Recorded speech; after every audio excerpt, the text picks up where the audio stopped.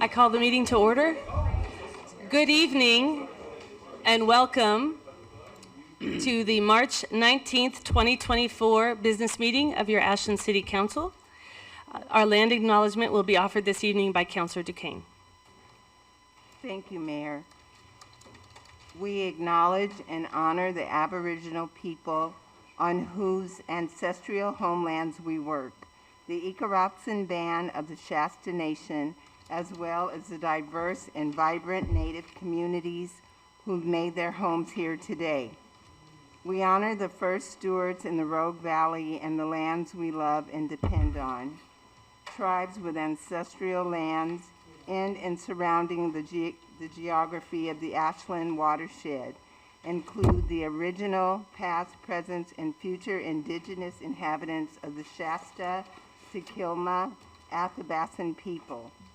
We also recognize and acknowledge the Shasta village of Wakaka, where the Crow Lights, that is now Ashland City Plaza. Thank you. And Councilor Hyatt will lead us in the pledge. I pledge allegiance to the flag of the United States of America and to the republic for which it stands, one nation, under God, indivisible, with liberty and justice for all. Roll call, please, Alyssa. Duquesne. Here. Kaplan. Here. Dale. Here. Bloom. Here. Hyatt. Here. Hanson. Here. Thank you. We have two proclamations this evening, but before we get started with those, I want to make sure that everyone who is here knows how to sign up if you've come this evening to speak to the council. We have sign-up forms along the back wall there, and what you will do is fill them out and get them to Alyssa, who will make sure that we have them and know when to bring you up. Make sure that you fill out on that form whether you are here to speak during public forum, which is when you would talk to us about anything that is not on our agenda. But if you're here to speak to us on something that is on the agenda, please make sure that you write down that agenda number, and that will help us bring you forward at the correct time. So we have two proclamations today. The first is in honor of Cesar Chavez. Whereas on March 31st, we celebrate the life and legacy of Cesar Estrada Chavez, a champion for social justice and advocate for hardworking people who build and sustain our nation. Born into poverty and raised by migrant workers, Chavez courageously dedicated his life to improving conditions for workers across the country. Chavez witnessed firsthand the inequities of an economy that only serves those at the top and left millions of hardworking Americans behind. Today, as we continue to build an economy that rewards work and not just wealth, we stand on the shoulders of Cesar Chavez and carry forward his fight to advance the rights and dignity of working people. Whereas, when Cesar Chavez founded the United Farm Workers of America alongside Dolores Huerta, he drew national attention to the many agricultural workers who experience inhumane working conditions and unlivable wages. Through strikes, marches, and boycotts, he inspired millions of people across the country to fight for a safe and healthy workplace, better wages, improved workplace protection from sickness and disability, and other core rights and protections. Whereas in the process, Chavez inspired generations of people across all backgrounds, ages, and industries to organize, bargain, and expand opportunity for workers and their families.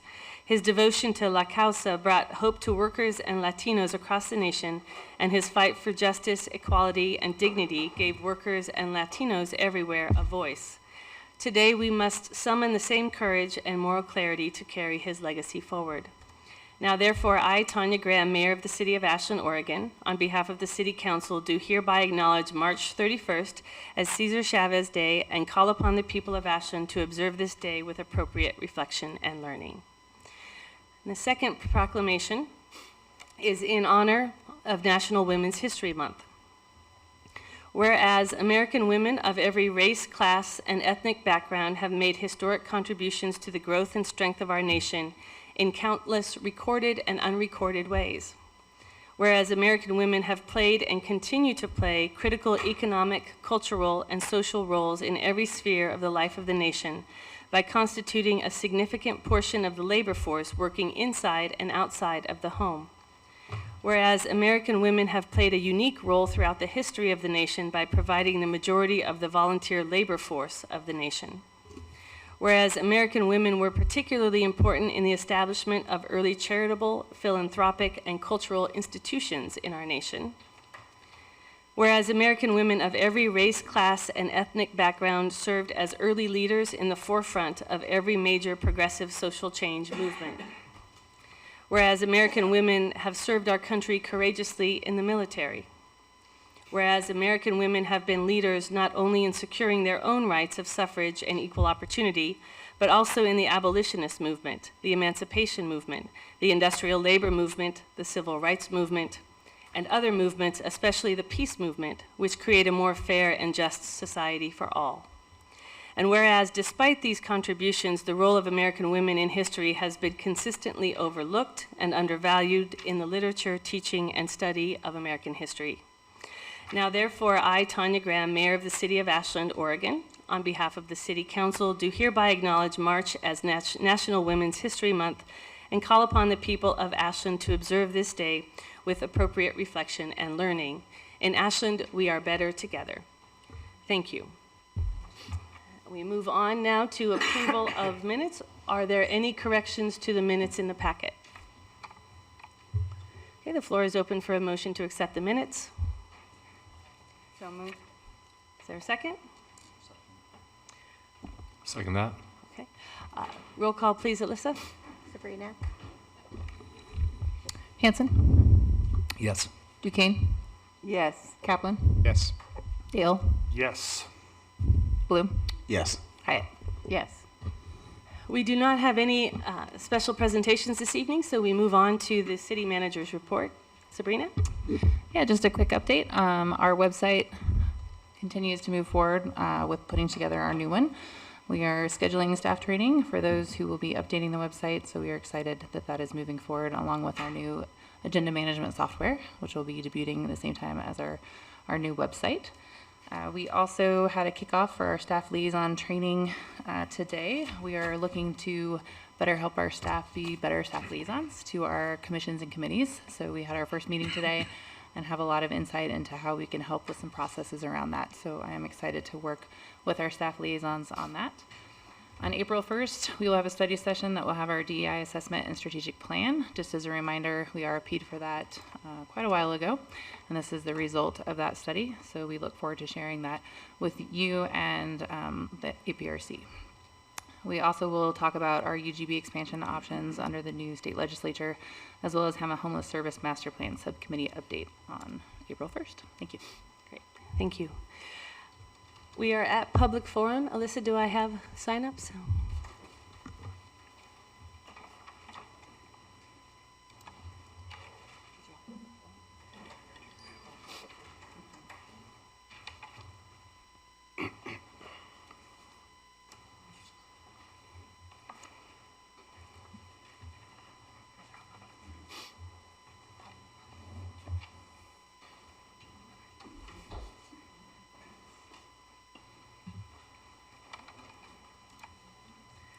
So we have almost as many signups to put people at, one per minute for the 15-minute time frame that we have. I don't want to ask anyone to condense their time to 1 minute, so we are going to, though, move quickly through our public forum. Everyone will have 2 minutes. Alyssa will give you a single chime when you get to the point of where you've got 20 seconds left. And then she'll give you a double chime when you're done with your time, at which point please complete just the sentence that you're on and move along so that we can hear from the next person in line. I'll let you know ahead of time who is in order in which order. So we have first Benjamin Ben Baruch, followed by Nissam Plotnick, and then it'll be Laura Davis and McKenna.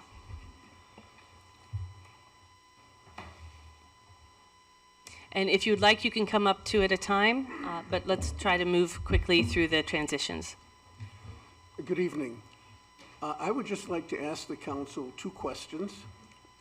One, How bad does the humanitarian situation in Gaza have to get before this council is willing to express the sentiments of the community to our politicians at the federal level?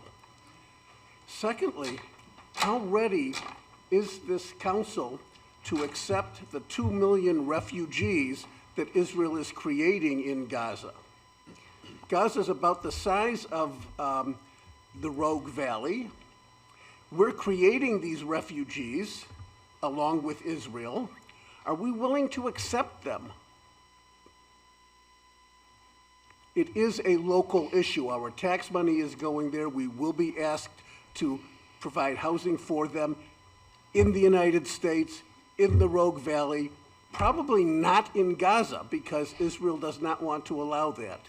I think this council might want to express the sentiments of this community to our politicians at the federal level. Thank you. Thank you.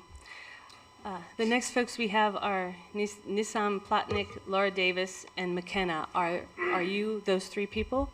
Okay, then I would just ask that if you either take a seat or move to the back or the side. Yes? Oh, okay. Thank you, Chief. Yeah. So then we have, just please take a seat, or if there aren't seats, then stand along the side or the back. We now have Laura Davis and then McKenna, followed by Shakina McCullough and Piper Banks. Good evening. And please tell us your name and what city you're from. My name is Laura Davis, and I've been a resident of Ashland since 2015. I'm 66 years of age. I'm a former public school employee. I have Parkinson's, and I've been homeless for 2 years. I have slept on the night lawn now for at least 4 nights. Last night, I awoke to a rat clawing my head and chewing on my hair. I spent the rest of the night watching rats run around from tent to tent. I couldn't get back to sleep. The health hazard posed by this is very concerning to me. I would like to invite the city council to spend 1 night out on the night lawn with me. Thank you. Thank you.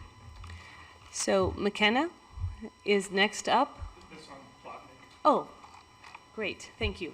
So we'll just let me get that in the proper order. So Nissam Plotnick? Nissam Plotnick, yeah. Okay, and if you can just speak directly into that microphone, that will help us hear you. Okay.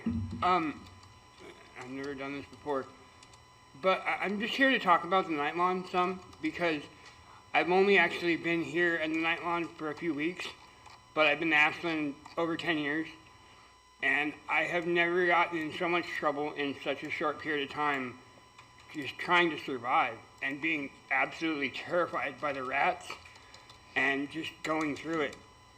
Breaking my stuff, it's been horrible, and I was trying to comply. I wasn't trying to be more trouble. I wasn't trying to feel like I was on stage or somehow the problem. I don't know what to do, but I feel like a horrible person, and I shouldn't. I'm just trying to live. I live on $400 a month. I can't get an apartment with that. I don't know. I just feel like something had to be said. Thank you. Yeah. McKenna, and if you can give us your last name as well. McKenna Presley. I'm from Talent, Oregon. At 2 a.m. on March 17th, the IOF began bombing what was left of Al-Shifa, a partially operating hospital in the northern part of the Gaza Strip. In the middle of the night, the hospital staff began to evacuate the 30,000 Palestinians that have been sheltering there and were met yet again with open gunfire. Where do you go in the middle of the night when bombs are being dropped on your shelter and outside the door there's open gunfire actively killing many who are trying to escape? How do you make that choice? Article 18 of the Geneva Convention states that attacks on hospitals under any circumstances are a war crime. As we know, tens of thousands of Palestinians still remain buried and trapped under the rubble in the Gaza Strip. There is a video of the IOF scooping this rubble up, putting it into trucks, and driving it to the sea to create a seaport for the U.S. How disconnected must you be from humanity to scoop up concrete filled with bodies of people and dump it into the sea? How inhumane must you be? From the river to the sea, Palestine will be free. Thank you. Thank you.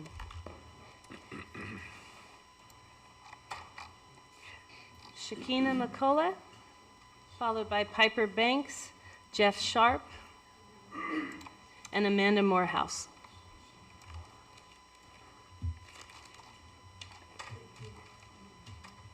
Hello, my name's Shakina McCullough, and I'm an Ashland resident and a junior, 17 years old, attending Ashland High School. I am speaking here today to urge the City Council to address the climate and clean air policy package, specifically its need for urgency, and to see that reflected on the City Council agenda in April. Thank you for your time. Thank you. Piper Banks.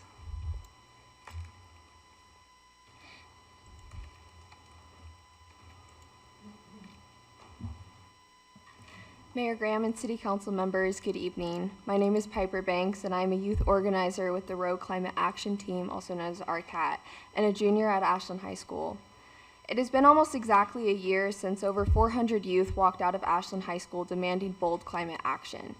Youth leaders of RCAT presented a draft ordinance to City Council to transition new homes off of the use of fossil fuels, and the city passed the issue on to the Climate and Environment Policy Advisory Committee, also known as CPAC. Since then, RCAT has been organizing to pass a suite of policies to meet Ashland's climate goals and improve public health, the Climate and Clean Air Policy Package. Following 100 public comments in support of an emission standard for new homes, CPAC passed a strong recommendation for this package of policies to move in front of City Council for a vote in January. If passed, this policy package will improve indoor air quality and public health and reduce the expansion of fossil fuel infrastructure in southern Oregon communities. Cities across Oregon are looking to the campaign in Ashland to follow suit on policy action. It is critical the city keeps moving forward. It has been over 2 months since CPAC passed this recommendation. Why the delay? Will the city of Ashland wait to live through another summer of record heat, unbreathable smoke, and the risk of fire to pass this common sense package of policies?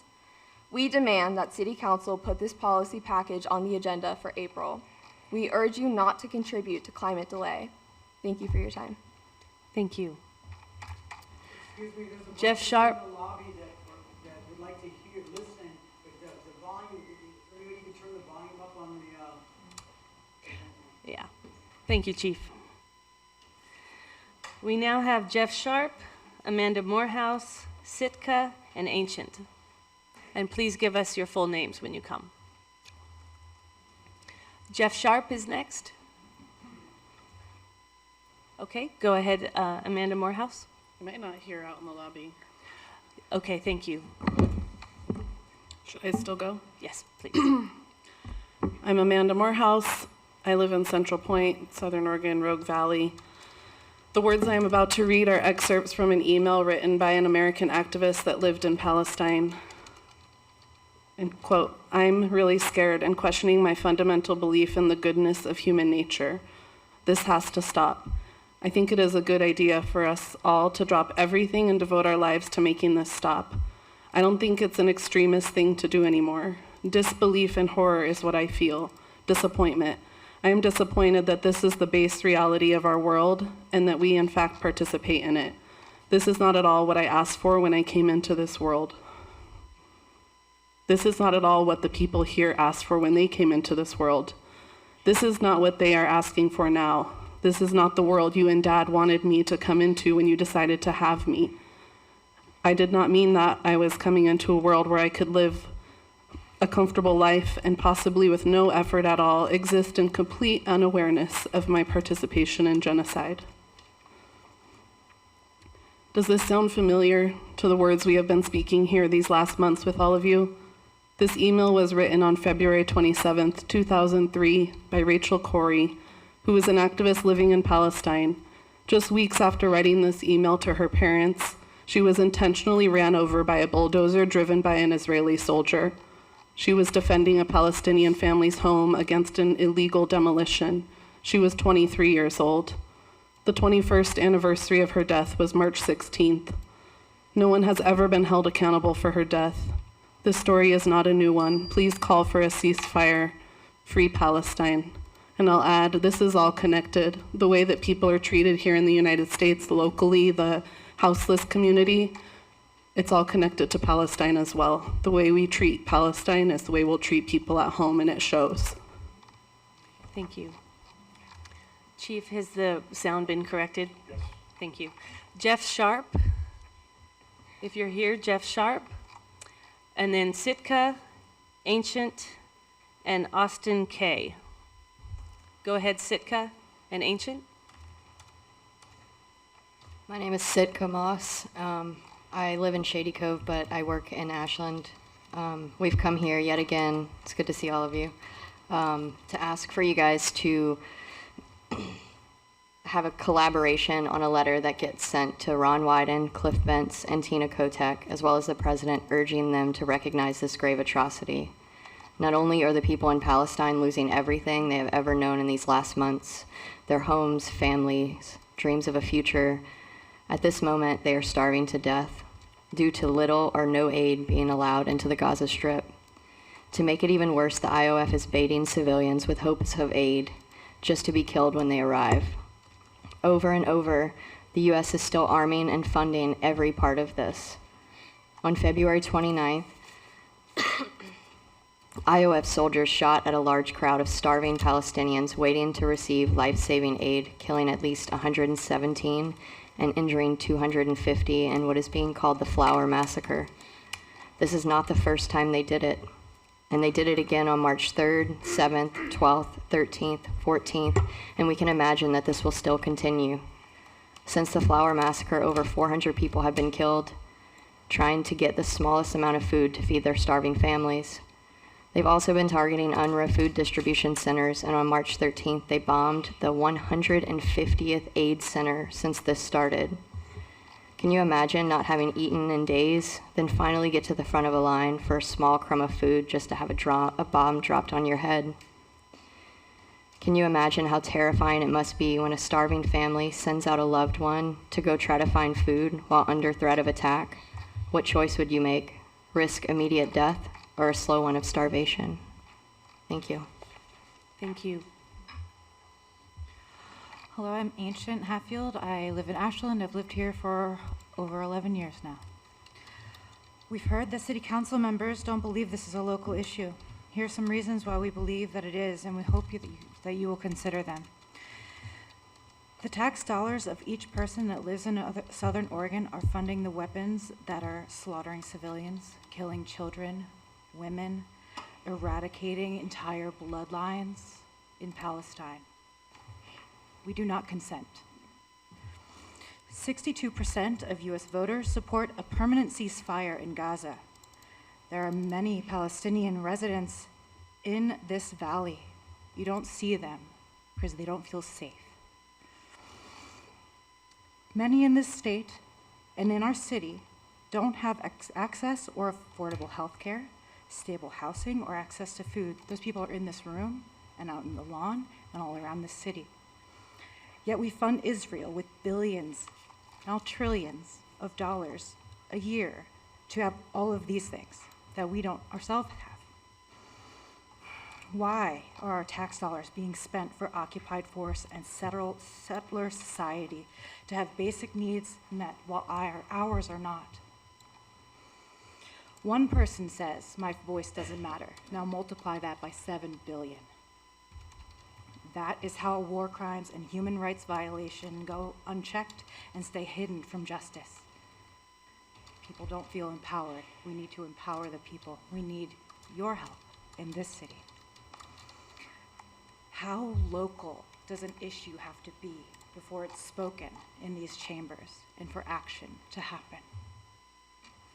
Okay, thank you for your time and your presence and your care. Thank you.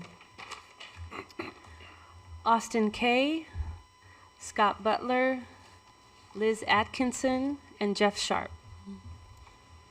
Good evening, Council. My name is Austin Konzelman. I've been an Ashland resident now for 1 year, and in this year, I have seen extreme change, not only for myself, but for the homeless population. Looking through the South Ashland Neighborhood and Business Coalition and what you guys have decided to do with the 2200 building is very saddening. Reading that there may be possible obligations that you guys made with businesses surrounding the 2200 shelter and converting it into an emergency coordination site, I really hope is not true. You guys were given the opportunity with funding to make something with the 2200 building to keep it open, and now you're just oppressing the homeless more. Every day, especially yesterday, witnessing a bulldozer taking people's homes is heartbreaking. I hope that there's a better way that we can go about this problem. I hope there is a solution that we can work together and create a better outcome. Thank you. Thank you. Scott Butler, Liz Atkinson, Jeff Sharp. Can you make sure that the folks outside can hear those names being called? Liz Atkinson, Scott Butler, and Jeff Sharp. Thank you.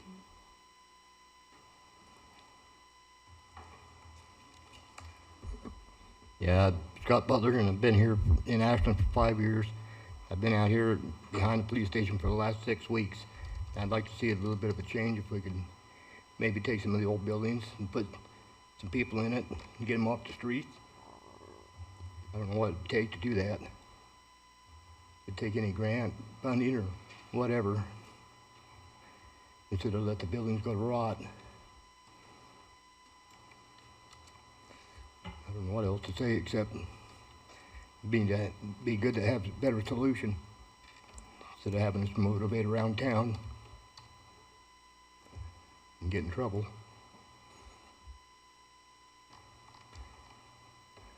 That's all I got to say. Thank you.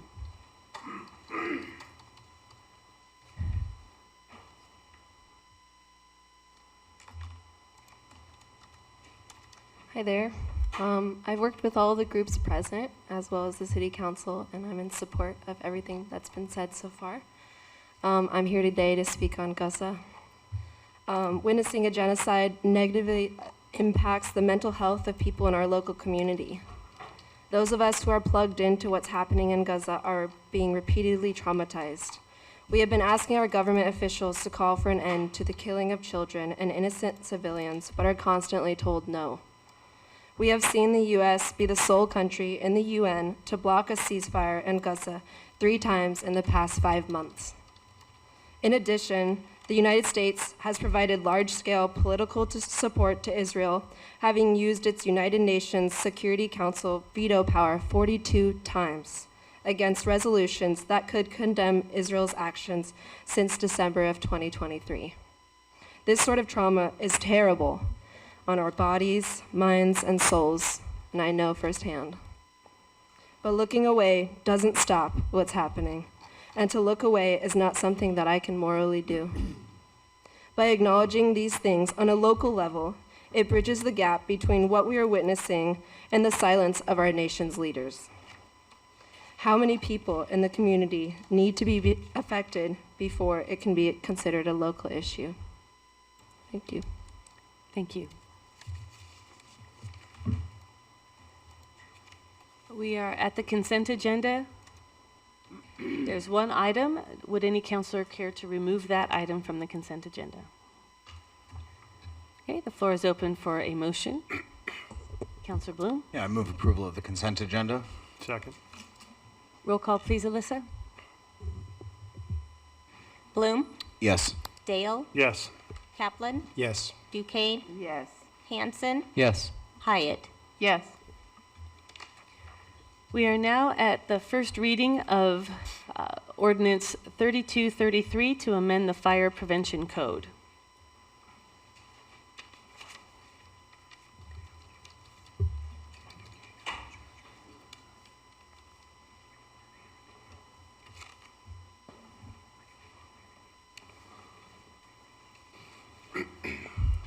Good evening, Mayor and Council. Mark Shea, Fire Marshal, Ashland Fire and Rescue.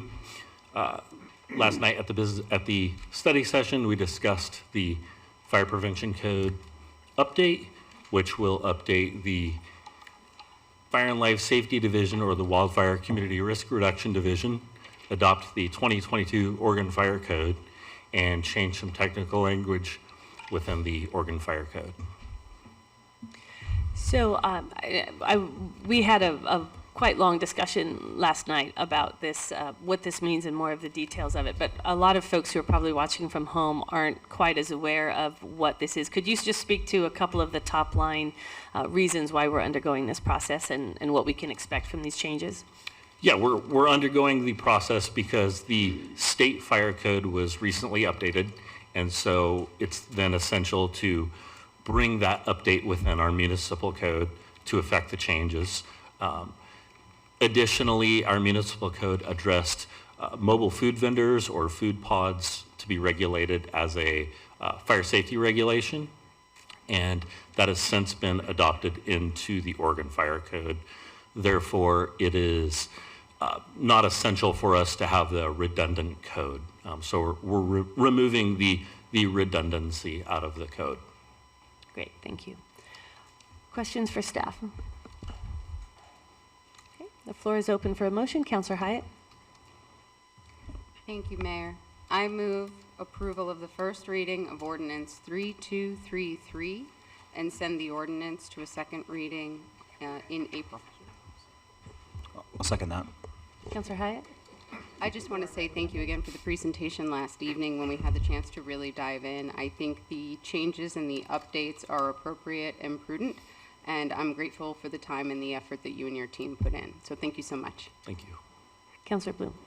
Yeah, sorry I wasn't here for your presentation last night, but I read through it all this weekend, and it's very straightforward. So thank you for the work. Thank you. Any further discussion? Roll call, please, Alyssa. Dale, Yes. Bloom, Yes. Hyatt, Yes. Hanson, Yes. Duquesne, Yes. Kaplan. Yes. We now move to the first reading of Ordinance 3236, establishing a Human Resources Department. Okay, thank you. We'll kind of talk a little bit about both the Human Resources Department and then also the Recorder's Department, since we're creating two new departments, and the fact that the relationship between those, or at least the relationship that they're both creating a department, is probably just handled best just kind of as an introduction. And that being that there are, the City of Ashland has a number of departments that are actually created in its ordinance. And it's actually fairly beneficial. Not every city has them, but in fact, in our case, we do have them established by ordinance. And Public Works Department, the Planning Department, to name a couple of them, but there's a number. In this case, the recorder does not have a department. Right now, it's obviously it's an elected position, but even as an elected position, the department or the policies are basically established by a single whoever happens to be elected that particular term. So there is no ongoing or consistency between each recorder as to what the recorder does and its position. So whether or not I know that there is a ballot on for the recorder, whether or not we have a recorder or not, as an elected position, still having that department being able to have the transparency and the consistency, the uniformity of what that department stands for, what it does, what it works to do, is beneficial. And in this particular case, if I'm just talking about the Recorder's Department, I think you received an email from our city manager about what has been happening as of late, and one of the things that we've been trying to catch up on as we have now kind of gotten a little bit more control over what's happening at the Recorder's Department is to know that there's a lot of recording that hasn't been done. There has been a lot of just oversight or not catching up with things that need to be done, and there hasn't been a consistency there. So we believe, and my belief is that with a recorder department, you would be able to, anyone who comes into that position would know what needs to be done, how the systems work, and there'd be some type of institutional knowledge that would be carried on if you did have a department. It'd certainly be written down, and it would be established that way. The Human Resources Department is another one that we don't have, but given the kinds of well, obviously, human resources has become a much more complex, certainly legally, but a much more complex practice and the types of duties and the requirements, the recruiting that's required, and those types of systems. And so, if you have a department, you're more likely to again establish certain kinds of uniform policies, uniform procedures that need to be done, and the reporting of how, and also the authority that that department has. So all across the different departments, if you set up your human resources department, you will then, each department can look at the human resources department, understand how that,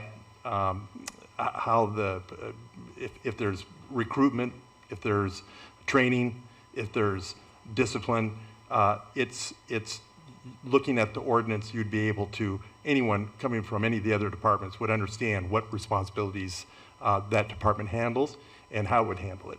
So, or you would be able to figure out, how you get that information.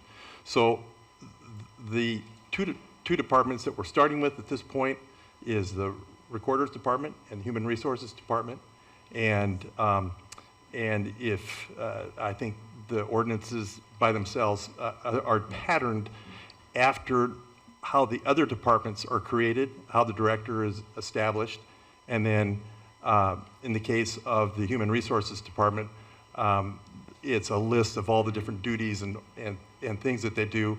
In the case of the Recorder's Department, it's really it's the list that's established in the ordinance, which is, or excuse me, in the charter, which describes the duties of the recorder.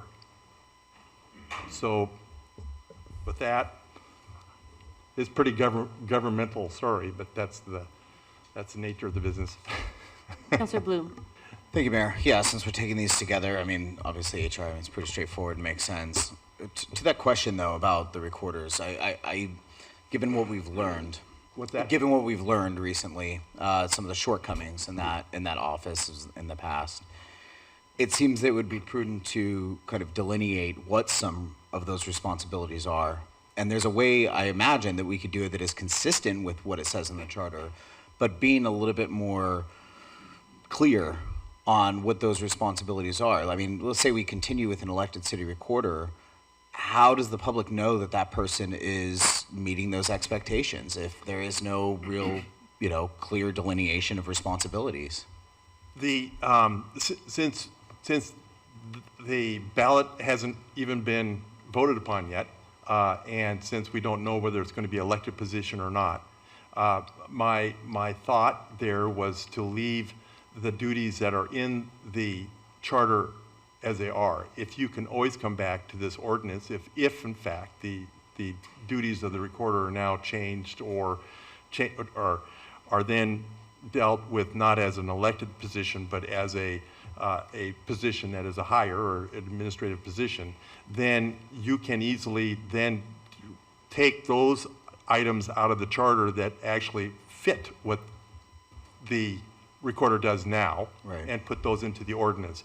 As it is now, the years since the recorder was first created in our in the 19th century, it was much more of a financial type of job and much more involved, where we have now finance, who are and again a more complex system. So we have financial department that's really taken much of the duties out of the recorder.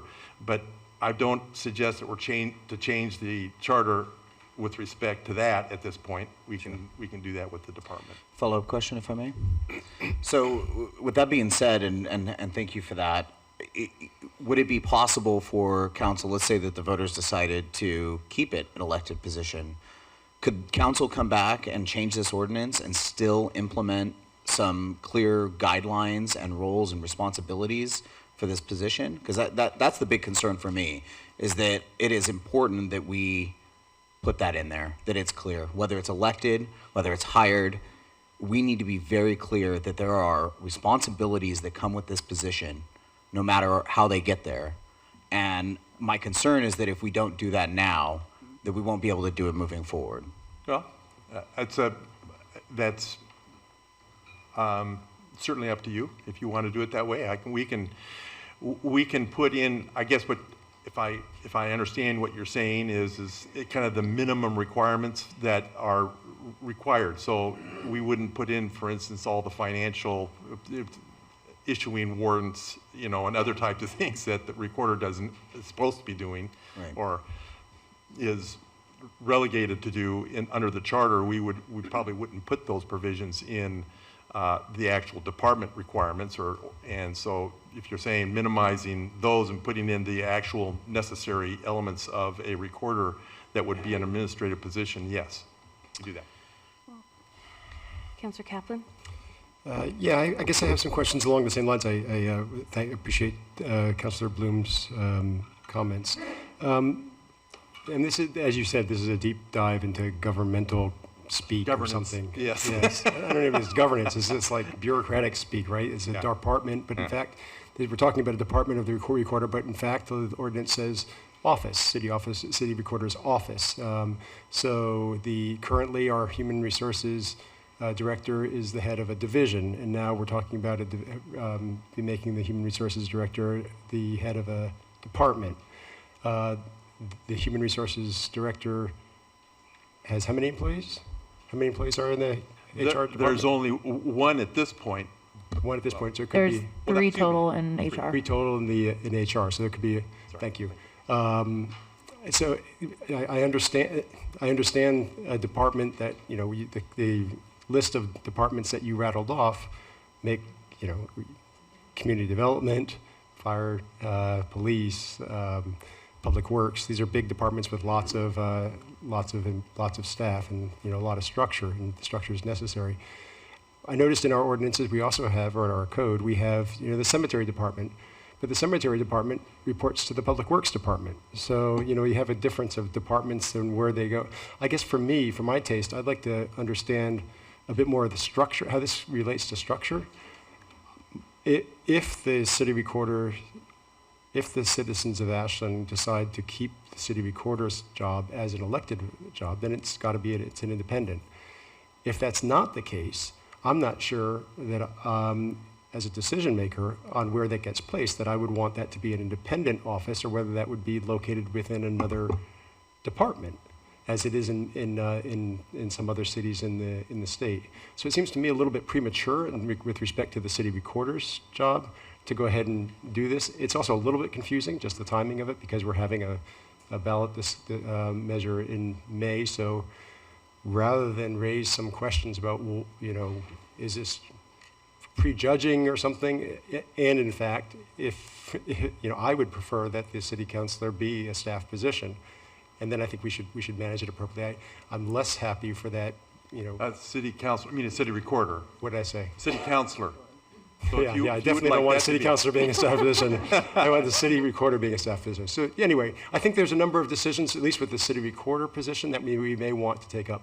With respect to the human resources, I'm just a little more puzzled what advantages we get from embedding an ordinance that it's a department versus what it is now. How is it managed now? Why isn't it transparent? What is it that we're? I looked in the staff report and I really couldn't figure out what the driving reason was.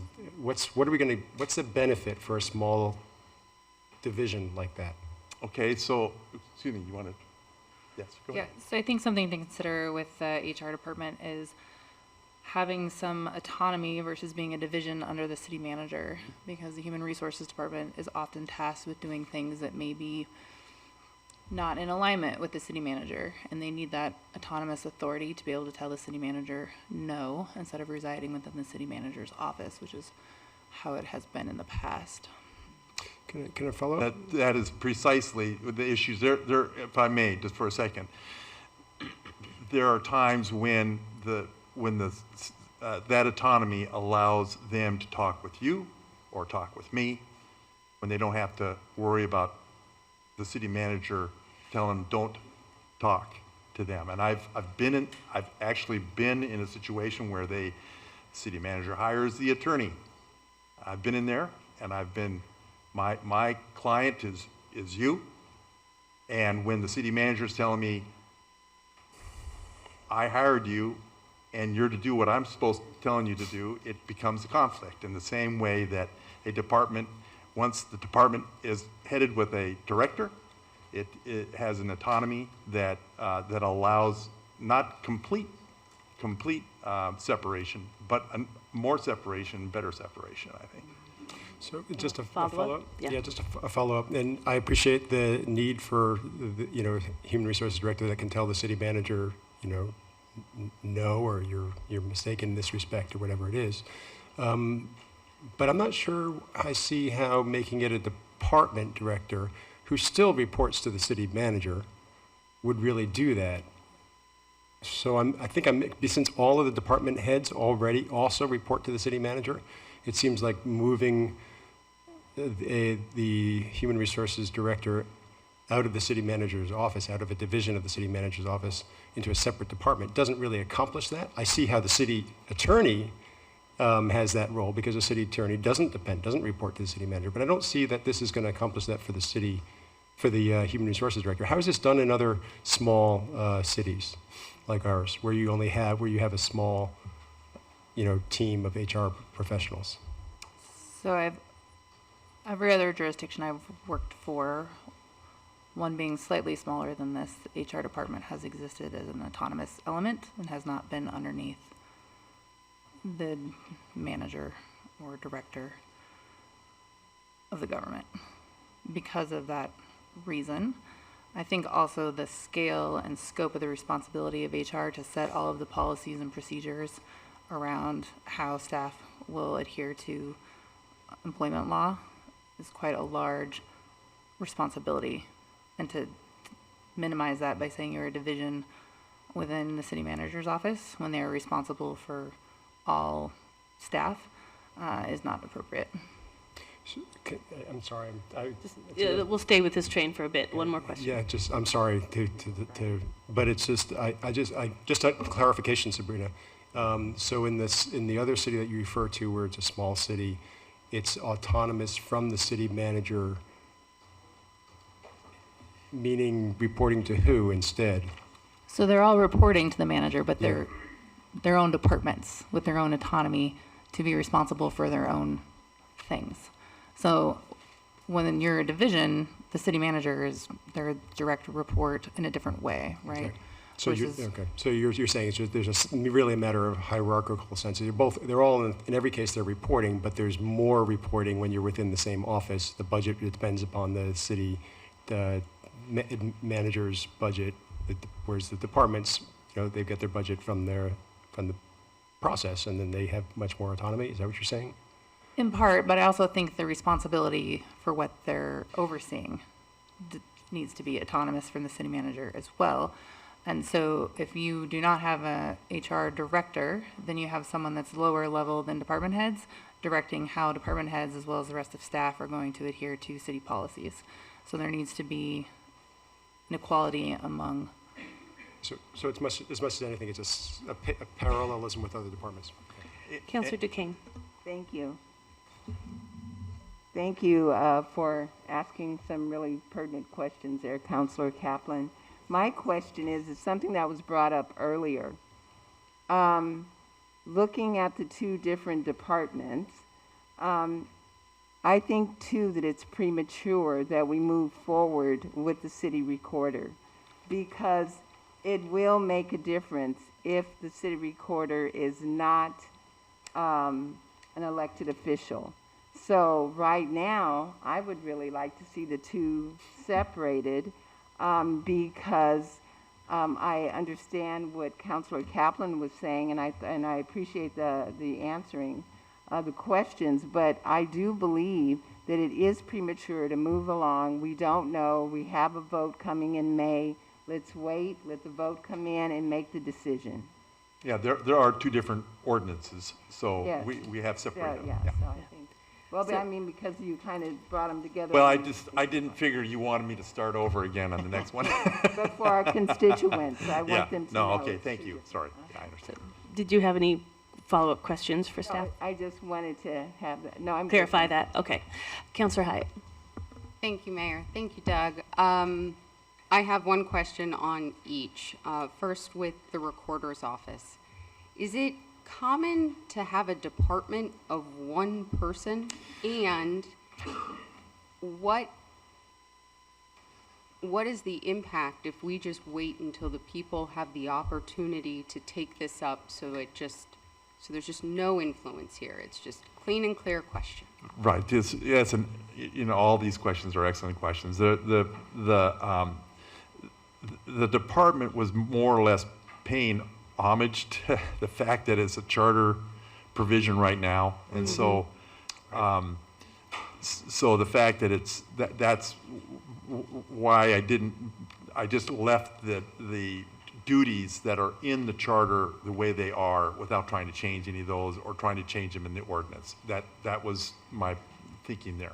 By holding off, though, But we you're don't- right, by one person being, in charge of the recorder position, again, paying kind of homage to the fact that that recorder position is an important position to be held in this, it's as something more, certainly being a charter provision, it's something more than just a division under the manager as well. So I'm thinking, and I'm not thinking politics, sorry, and I'm not thinking about the votes and stuff. I'm just thinking about what makes sense in terms of how these different parts work in our governance. And I was thinking that, first of all, my view is that, yes, the recorder is one person, but seeing what we've been doing and how much has had to be done, clearly one person is not enough. So I would anticipate that there being more, anticipating that the city is going to get larger, that role is just going to enlarge, and it's not always going to be just one person at this moment. It's probably going to be maybe 2, 3, or 4 people, depending on, how the department operates. Right now, as an elected official, you can, you go to your job and you can leave anytime you want to, and things may not get done, and whereas when you're in a department and you're head of a department, that those kinds of things are less likely to occur. So anyway, I realize that this may be too early. I hadn't really thought of it in that direction, and thank you. I But to be clear, the functions that are currently being carried out to handle backlog, those would not be impeded if we chose to wait. No. Great. And can I ask my question on parks I'm sorry, not on parks, on HR as well? Yes. It's actually about parks, because we do have a very unique structure in our city. And I think it is important that HR has a level of autonomy, because we have the city manager with the council. We have the parks director with the commission. But the HR department, or the HR division, has to serve both. Does this help serve our parks personnel better? So, so we're working on the. Yes, it does. Thank you. Councilor Bloom. Thank you, Mayor. I'm genuinely, I'm kind of going around. I get a sense that there's still a lot of unanswered questions about this city recorder office. For one, should it be its own independent department? Personally, I've said early on, I think that it should kind of be sat under legal. Lots of unanswered questions, and there's an election coming up. So I'm curious how everybody else feels, if there are no other questions on that recorder ordinance, if I may make a motion. Well, we're in the question and answer space right now, so do you have any questions for staff? No, they're all answered. Thanks. Councilor Dale. Thank you. I have a couple, but the first one is just to the recorder's office. I guess let me just sum this up. If we don't vote on the recorders of this ordinance tonight, does anything break, Doug? No. Okay. Question for the recorder's office. Are there any other questions of staff? Oh, do you know, I had one question. A question? Yes, Councilor Duquesne. My question is for our interim city manager about, you mentioned in the manager's report about HR and DEI status. What's going on there? So the DEI assessment and strategic plan is complete, and we'll bring it forward on April 1st in a study session. Okay, thank you. Councilor Dale, and just for everyone's, this has been a little bit of a strange process because we have two different agenda items that we're talking about at the same time. So this question and answer should be for both the recorder's office and the HR department. Councilor Dale. Okay, yeah, thank you. Yeah, my second question is about the HR department, and I think I'm with Councilor Kaplan here, where I was not understanding how we were using the word autonomous. It's the city manager can unilaterally hire and fire a director of HR. Is that correct? And if so, then it's not totally autonomous. Now, I'm also okay with that because most organizations have a director of HR that reports directly to what would otherwise be the CEO, and the CEO is held accountable to the board of directors or to a governing body and so forth. So is there anything that I'm missing relative to this other than you saying, which I would agree with, having a director level position on par with other department heads?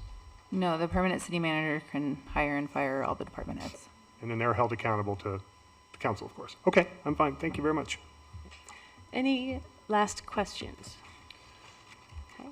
The order of our agenda has us taking up the question of the Human Resources Department first, so the floor is open for a motion regarding the Human Resources Department. Councilor Hyatt.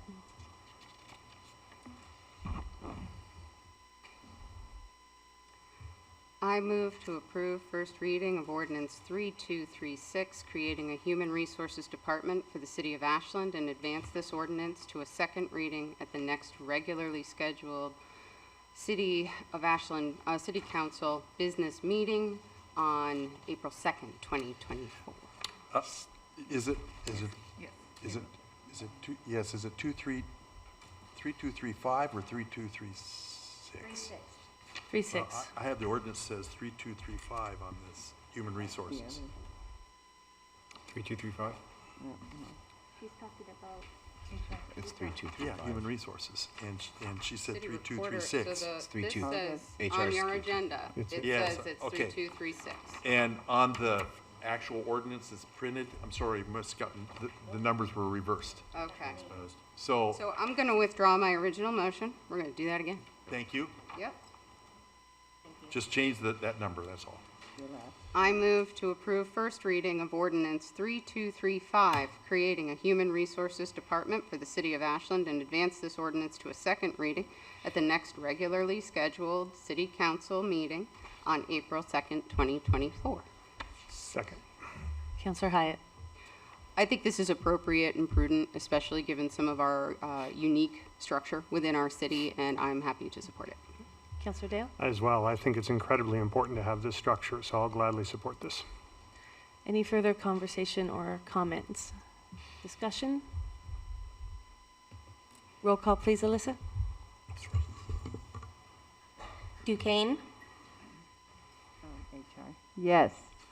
Kaplan, Yes. Dale, Yes. Bloom, Yes. Hyatt, Yes. Hanson. Yes. Motion pass. Thank you. The floor is now open for any motions regarding the city recorder's office. Councilor Bloom. Thank you, Mayor. I move to table ordinance 3236, establishing city recorder department until after the May 21st election. Second. Councilor Bloom. Yeah, I think there's still a bunch of unanswered questions. I think we'd be well served after the election to have a study session and discuss how we move forward in a variety of ways, whatever the result may be. And then that way we can kind of tighten this ordinance up, expand it a little bit, make it just cleaner, and much more like the HR department one. Yeah, that's all. Councillor Duquesne. I have to echo what my colleague said, and I believe we're premature. Let's have the election, and then let's clean it up and tighten it up the way it should be. Thank you. Any further discussion? Roll call, please, Alyssa. Hanson, Yes. Hyatt, Yes. Bloom, Yes. Dale, Yes. Kaplan, Yes. Duquesne. Yes. Motion passed. We are now at the first reading of ordinance, ordinance 3231, telecommunications updates for small wireless facilities. Just have a quick point of order, Mayor. Sure. The council business on our agenda here, it says 3231. In our packet, it says 3234, and then there's also a staff recommendations for 3213. So before we even get started, can we please get the right number? Thank you, Councillor Dale. Thank you, Mayor. What's the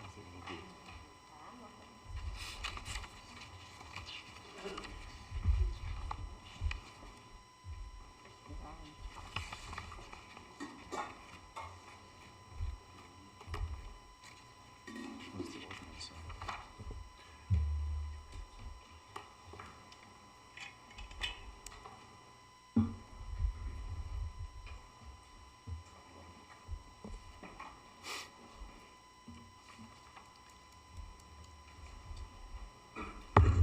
3234. Thank you. So we will soon receive a presentation about this issue. I know a lot of folks here tonight are here to hear about this issue and see how the council is going to respond. The way this will work is that we will hear the presentation from staff. Councilors will be given an opportunity to ask questions. We will then take testimony from the public, and then council will be given another opportunity to ask staff questions before we go to any motions or decisions. So good evening. This ordinance is an ordinance amending AMC Title 16, Telecommunication, and establishing standards for telecommunication facilities in the city of Ashland. This has been reviewed internally by staff, including our community development and public works departments. We've also hired outside counsel Nancy Werner to help us through this ordinance change. And it is ready for first read. I will let Nancy Werner, our outside counsel, introduce herself, and she is going to provide us with the staff presentation tonight. Good evening, Ms. Warner. Let's go ahead and make sure that our technology is working here. Yes, sounds great. Thank you, Mayor. Can everybody hear me? Yes, we can. Thank you. Great. Thank you so much. Good evening, Mayor and Council. Thank you for letting me appear tonight. I apologize I'm not there in person. My name is Nancy Werner. I am a partner at the law firm of Bradley Werner. I've been specializing in telecommunications law for almost 20 years now. For 14 years, I worked in and for Oregon jurisdictions. I currently, my firm is based in Minnesota and Illinois, but I'm licensed in Illinois and have in Oregon, and have a lot of experience in working with Oregon jurisdictions, including the city of Ashland way back in the day. So I'm not physically there, but as I said, I have a lot of experience in the state. And there's some information on my background in the packet, so I won't go on and on about it, but happy to answer any questions if you're interested in my experience. But as I said, I've got a lot of experience in this area. So I'll just jump right in to the Chapter 16 updates. And just as a kind of to set the stage a little bit, what we were trying to do with the amendments to this chapter is to maximize to the extent possible the city's authority to manage the deployment of small wireless facilities within the city, with the understanding that federal law places a number of limitations on that authority for the city of Ashland and cities across the country. I won't go into detail on those laws unless you have questions about them, but just as a broad overview of the issues that we have to work around. Federal law says that the city can't impose any regulations that prohibit or have the effect of prohibiting personal wireless services. And that's kind of the biggest issue we have to work around, is if your regulations prohibit wireless services, you're at significant risk of litigation from a wireless provider who wants to deploy. So that's the biggest issue we've been working around. But there's a lot of other things that we also have to work around, which is the FCC has said that you cannot refuse to accept applications for small wireless facilities. You cannot have a moratorium on application processing, acceptance, or approval. So as it says in the staff report, you can't just say we don't want these facilities, so we refuse to set up an application process or have applications. The FCC has said you can't do that. Also, there is no authority for the city to regulate the placement or construction of personal wireless facilities or wireless facilities based on the environmental impacts from radio frequency emissions. That is a clear preemption in federal law. Two other things. There are time limits on the time the city has to review and approve small wireless facility permits, 60 days or 90 days, depending on the deployment. So there's not a whole lot of time to go through a significant process in reviewing these applications. And then finally, the FCC has said if you want to impose any aesthetic type conditions on these deployments, those aesthetic conditions must be in writing. So you have to have adopted those before you get a wireless application, a small cell application, or you will not be able to impose the aesthetic requirements. So that's just kind of a long laundry list, and I apologize for that, but I wanted to get some context. These are the kinds of things we're trying to work around. How can we have a process that maximizes what the city can do in terms of addressing small cell deployment with the understanding that you don't have the authority to just stop it from coming. If a provider wants to deploy a small cell, the federal law gives them a good amount of authority to do it. So what we're trying to do is make sure that the city can manage that process to the best extent possible. Okay, so with that overview, let me just talk a little bit about what we're trying to do with Chapter 16 specifically, and then I will take your questions, which will probably be more useful than what I'm saying to you right now. But Chapter 16 has been in the code since I think 1999, addressing telecommunications facilities. So what we've done is just try to update that to more specifically address small wireless facilities. In general, what the code has always done is require telecommunications companies to get franchise agreements. So those are agreements that are kind of blanket approval to deploy facilities in the rights of way. We've tweaked that a little bit in this draft so that it would be a license approach, so that any telecommunications companies, including small wireless providers that want to install anything in the city rights of way, has to get a license. A license basically would just say, you have the authority to be in our rights of way, but you've got to follow all of our rules. You need to have insurance that covers us. You'll need to indemnify us for any damages, all those kinds of things, if you're familiar with the franchise agreement, that would be in a franchise. But we're suggesting to do it by a license because then it doesn't have to be negotiated. And just administratively, it'll be easier to do and it'll be less expensive because you won't have to deal with negotiating agreements with every single telecommunications provider. So that's kind of a broad change. Then specifically for small wireless facilities, as I mentioned, the license is the blanket authority to be in the rights of way, but for each individual deployment, a provider has to get a permit. That's already the case. What we've done with this chapter is just be clearer about what the permit requirements would be and how the review process will go for small wireless facilities, because there are some unique issues for small wireless facilities that the city hasn't had to confront with, for example, fiber being strung up on poles. So the gist of the process that we're proposing here is there's two possible ways that an applicant could go when they ask for a permit. They can either have an administrative review or a discretionary review.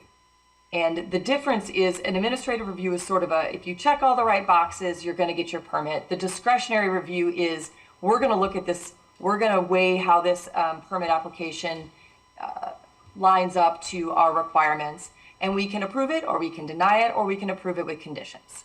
So those are the two steps. So for the administrative process, again, this is intended to be a streamlined process where an application is for a facility. It would include wireline facilities, by the way. So if someone's coming in to put new fiber or cable on existing poles, that would be an administrative review. For wireless facilities in the rights of way, an administrative review would apply for a subset of wireless deployments that are called eligible facilities requests under federal law. federal government has said cities must approve and cannot deny an eligible facilities request. I won't go into what that is. It's defined in the chapter, but basically those are administrative reviews because you don't have the discretion to deny them. And then the final category of administrative review would be small wireless facilities that comply with all of the standards in the chapter as well as the design standards. So that would include aesthetic requirements, safety requirements, all of those things without the need for any adjustments. So if it complies with all the height limitations and all the aesthetic limitations, it could be approved. But I want to pause there to make it clear that there are design standards in the proposed Chapter 16, but there's a separate resolution with more design standards that has specific standards that apply in the historic district as well as in residential and special use districts. So there are additional criteria that must be met for deployment to happen in those areas. The idea is those areas are more sensitive, for lack of a better word, where we really want to make sure if a deployment is going to be allowed, it is within, it's just fitting in the character, and it's not out of character for the area, and that it is compatible with existing uses. And for residential and special use districts, it's got to be compatible with the existing uses, and it has to be similar in appearance to existing poles, which is language that is very similar to the land use code right now. So if there was going to be a wireless tower on private property, that is some of the criteria that would be looked at in that process. So we're borrowing the same language here to try to manage the way small cells would be deployed in those more sensitive districts. Okay, so those could be an administrative process, but there's a lot more criteria that they would have to meet in order to get it to be an administrative process. Ms. Warner, it would now be a good time to ask if there are any questions up to this point. Yeah, sure. There probably are. All I'm going to talk about next is the discretionary process, and then I was going to be done, but we can pause for questions. Yeah, let's go ahead and have you go through the discretionary process then. All right, yes, thank you. I hear you saying I'm taking too long, and I No, that not at all. What I'm hoping to do is to make sure that we can track the questions. It's a very technical conversation, and so we, to the extent that we can keep those questions moving in a particular direction, we would like to do that. Totally agree. Thank you. Okay, so if it's not an administrative review, those three limited, four really, but boils down to three categories that would be an administrative review. If it's not one of those, it would be discretionary review. And as I mentioned, what that means is there is discretion to deny the permit. If it doesn't meet the criteria of the chapter and the design standards, and you can't find a way to place conditions on it to bring it into compliance or closer to compliance, or if there are other reasons to deny based on the evidence that comes in from the application. That's what the discretionary review process would be. So in the discretionary process, it would be a slightly longer process. Again, we have to deal with shot clocks, so there's only so much that can be done, but there would be notice requirements, and a public meeting, a neighborhood meeting would have to be hosted by the applicant. And again, the Public Works Director in this draft would have the authority to approve, deny, or put some conditions on approval to make it, the deployment fit within the standards to the extent possible. So that's really the way the process would work. And just I'll reiterate, what we're trying to do is have the administrative process there as a streamlined way, so that it would incentivize small wireless providers to deploy in these areas that aren't so sensitive, where there's going to be less concern about how they look and how close they are to the community. And we really want to try to incentivize those deployments with this streamlined administrative process. And then there's the discretionary process for everything else. So with that, I will happily answer what I assume would be a number of questions. Thank you. Yes, thank you. Questions for Ms. Warner? Councilor Dale. Thank you, Mayor. Yeah, I've got a few questions.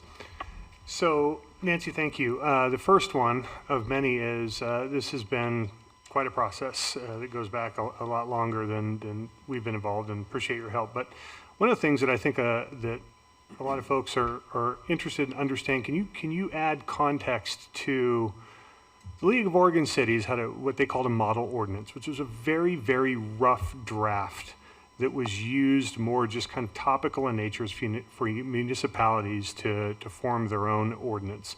And a lot of that dealt was mainly concentrated in whatever the respective title was for public right-of-way.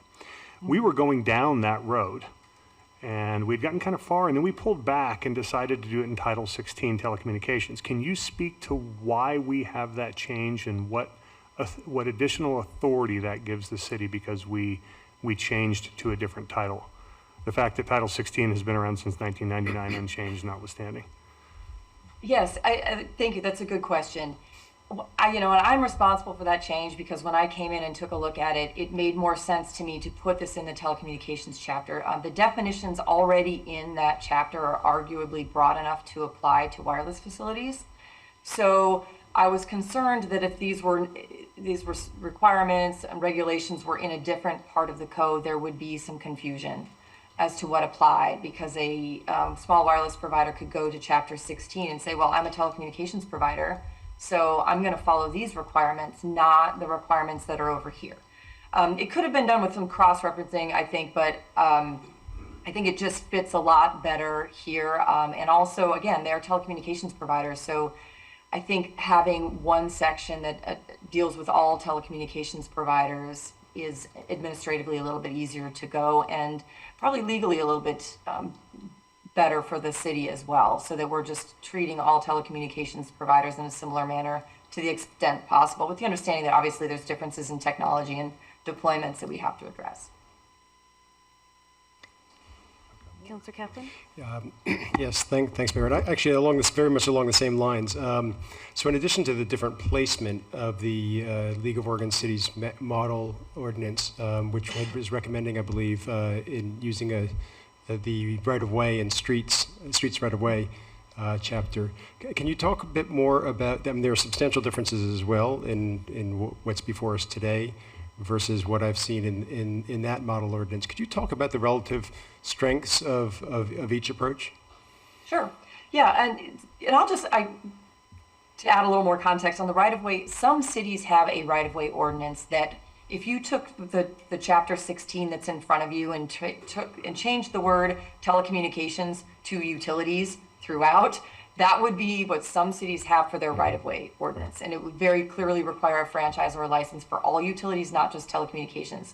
So I think what the league, the folks that worked on the league model, I think were thinking in that context. The league also has a model right-of-way ordinance like that. I actually drafted the first round of that back in like 2010 or something like that. So I'm really familiar with it. So I think that's probably the thinking behind it. I do know a couple of people who worked on the model small cell ordinance, and their background is in a right-of-way ordinance as opposed to the separate telecommunications ordinance. So I think that's really the reason why there is a difference in where they thought it would go in the code.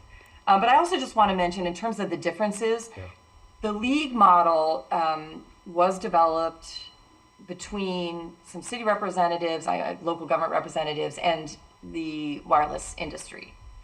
So there's going to be some compromise in that, obviously. But also it was approved or published before the Ninth Circuit Court of Appeals reviewed the FCC's most recent small cell order that set up these issues with design standards, aesthetic criteria, fees, those kinds of things.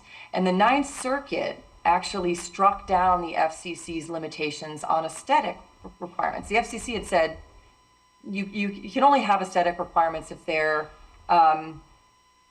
objective, I think was the word. And we're like, well, wait a minute. Aesthetics are always subjective. We all know this. So the Ninth Circuit struck that down. That was not known when the league's model came out. So in other words, there would be an assumption that your aesthetic criteria had limitations that don't exist in the law now. So it was just drafted under an application of the FCC order that doesn't apply anymore because the Ninth Circuit struck it down. Hopefully that makes some sense. So what we are trying to do is, knowing that the small cell order that the FCC put out had been partially overturned, what can we do that's a little bit stronger for the city than what the league model put in place? And then other things, like in terms of the process, you made a distinction here between administrative and discretionary. I don't believe that was a distinction that was made in the League of Oregon Cities model ordinance either. So that gives us additional abilities to manage the process? I have to apologize, and Doug, maybe you can answer this. I don't recall if it was set up that way in the league process, but there is a I don't want to get too long-winded here, but the FCC put together what they called the BDAC, the Broadband Deployment Advisory Committee, that was mostly made of industry people, and they put out this model ordinance back in, I think, 2018. And then I worked with the National League of Cities to put together an alternative model because we didn't like the industry one that the FCC had promoted. And our model had this discretionary versus administrative review process. So I was kind of borrowing from that. And that was also, as I recall, in the industry-based model. And so I thought it was something that, just that concept is something that everyone can agree on. How it's applied is probably not going to be completely agreed upon by everybody. But that I don't think that I think it's a pretty acceptable approach for how to address these types of permits. Councilor Bloom? Thank you, Mayor. I have a couple questions, but I'll try and stick to this line of thinking so we're not bouncing around. One of the concerns that at least I've heard has to do with utility easements, and that this ordinance would essentially give telecom companies, full unabated access to those utility easements.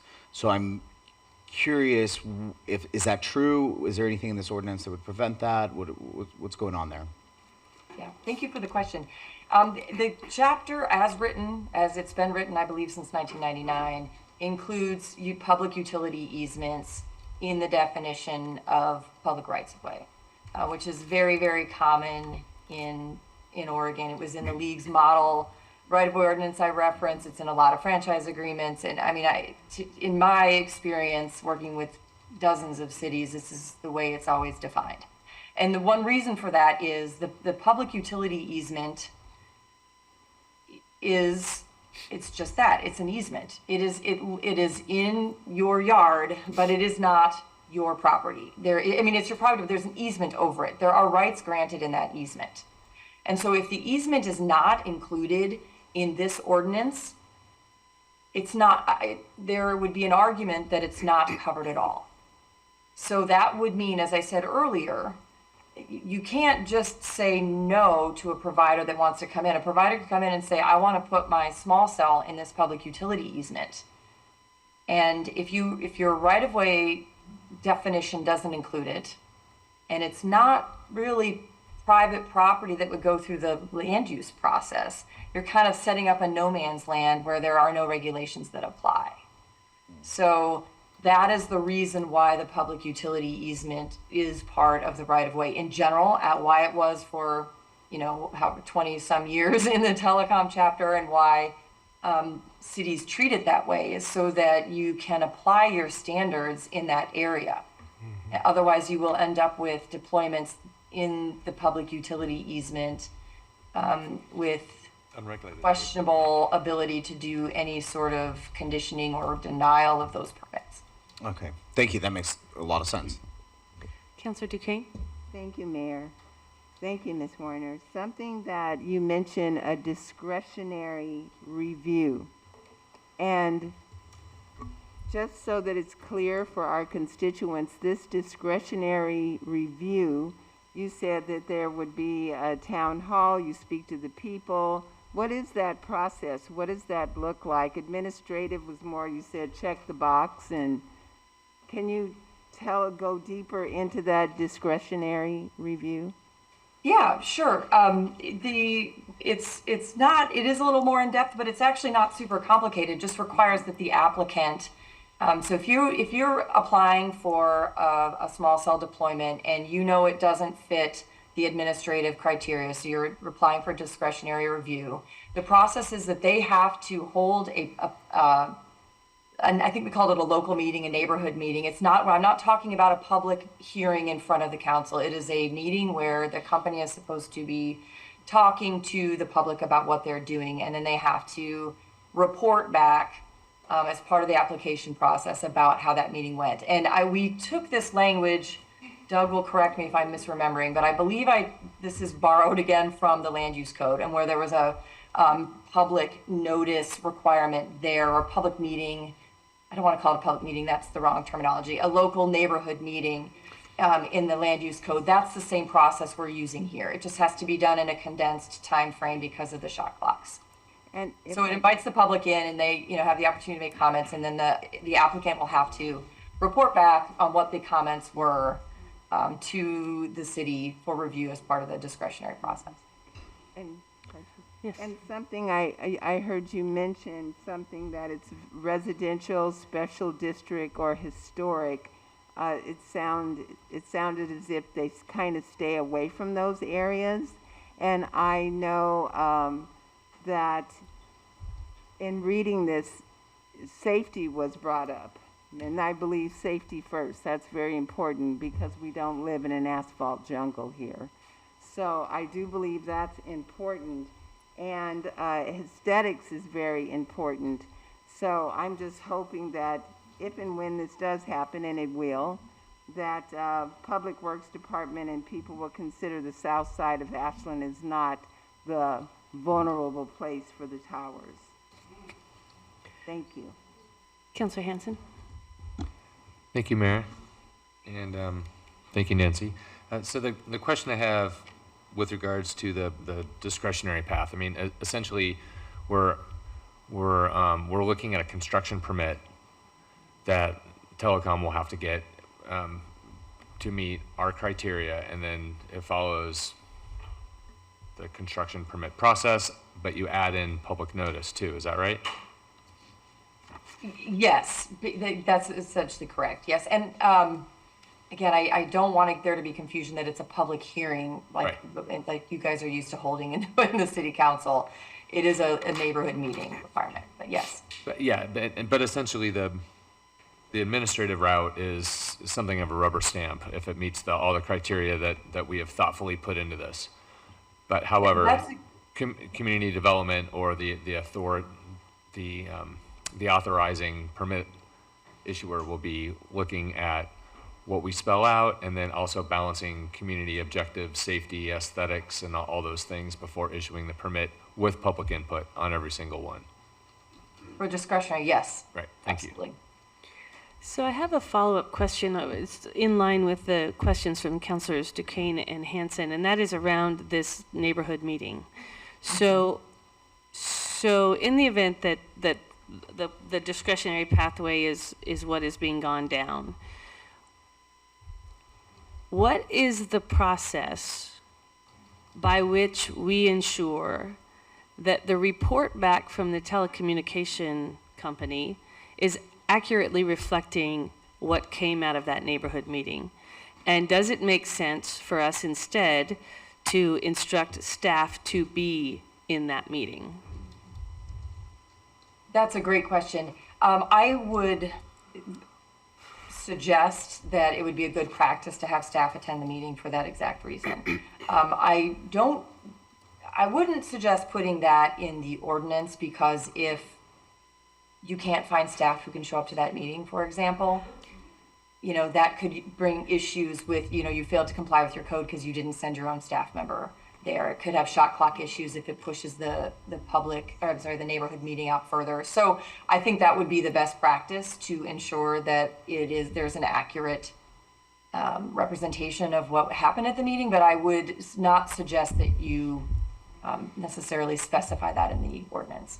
So just a quick follow-up on that. So I just want to make sure I understand what you've just said here. So if we put it in the code that we would have a city staff person at a certain authority level come to that meeting, but we couldn't, for whatever reason, the meeting gets scheduled and we can't get anyone down there who is qualified at that level, does that make it to where we risk having to simply approve something because we couldn't follow our own code in the shot clock time?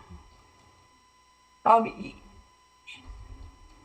don't know. Well, we'd have to look. I would say it increases your risk. So you could just say, well, we didn't have someone there, but we're going to continue through this process. And you continue through the process and you deny the application. The applicant could say, well, that's an improper denial because you didn't follow your own process.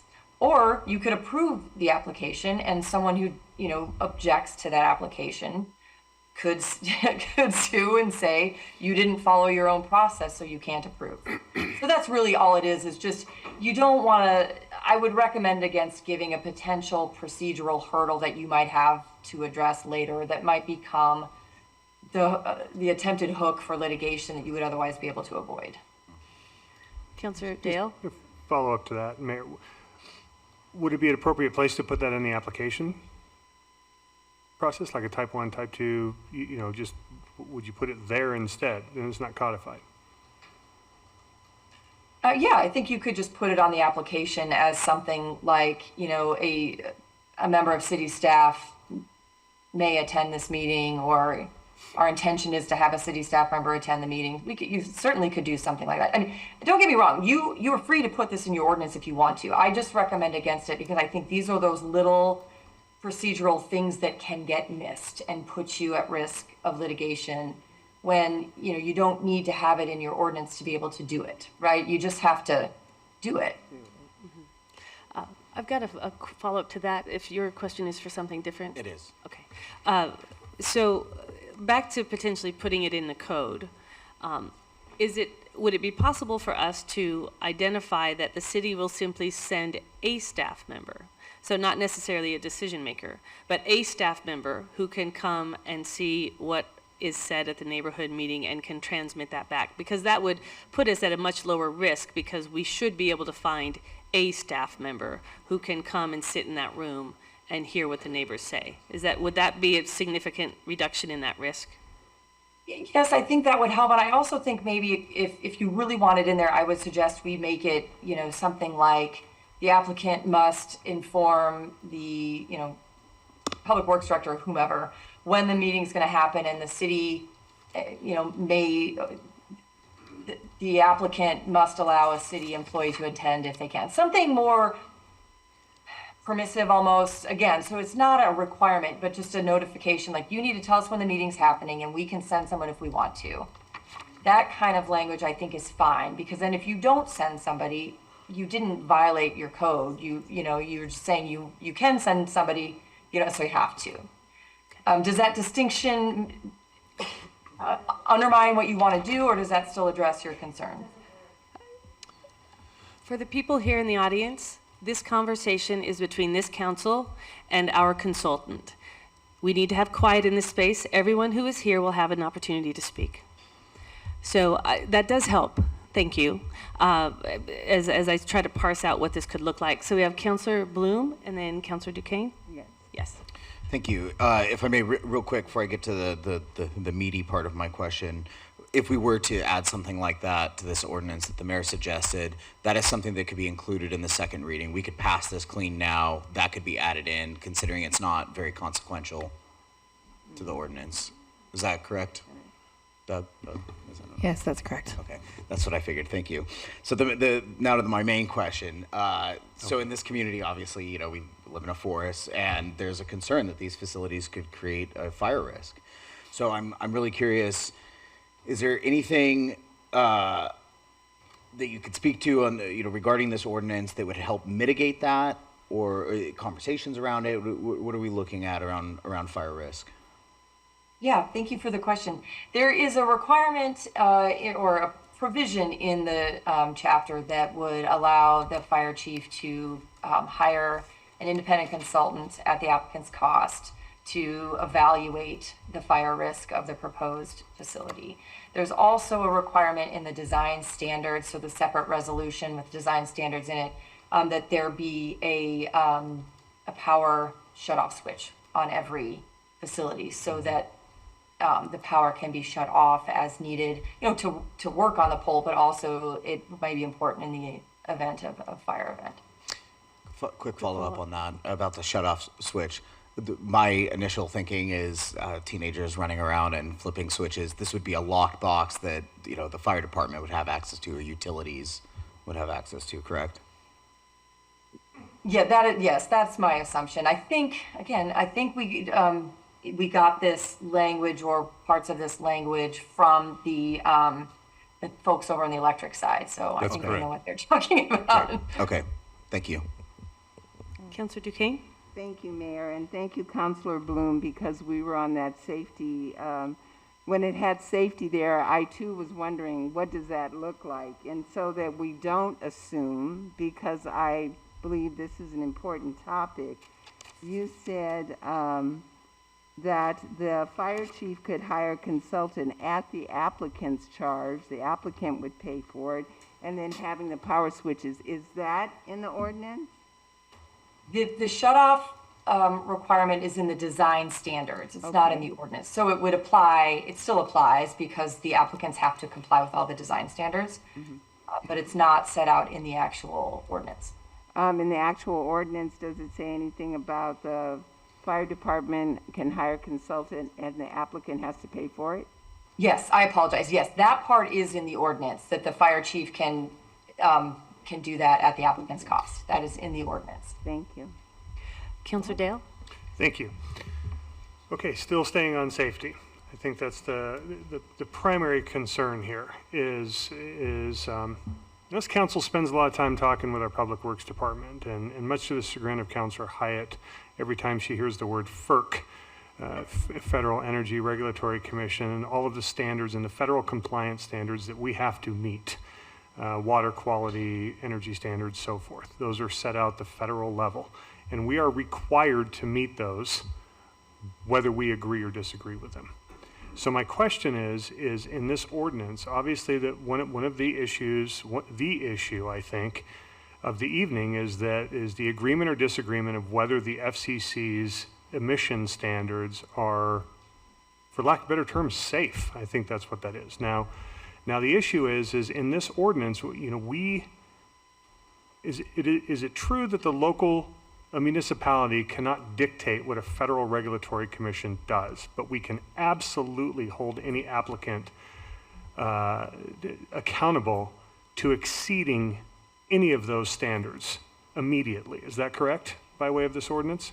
Yes, that's correct. Okay, thank you. Councilor Hyatt? Thank you, Mayor. My question is back to the safety, the electrical and fire hazards of small cells specifically. I do see the ordinance both in the main body of Chapter 16 and in the design standards speak specifically to ensuring maximum protection. Those are the words used there.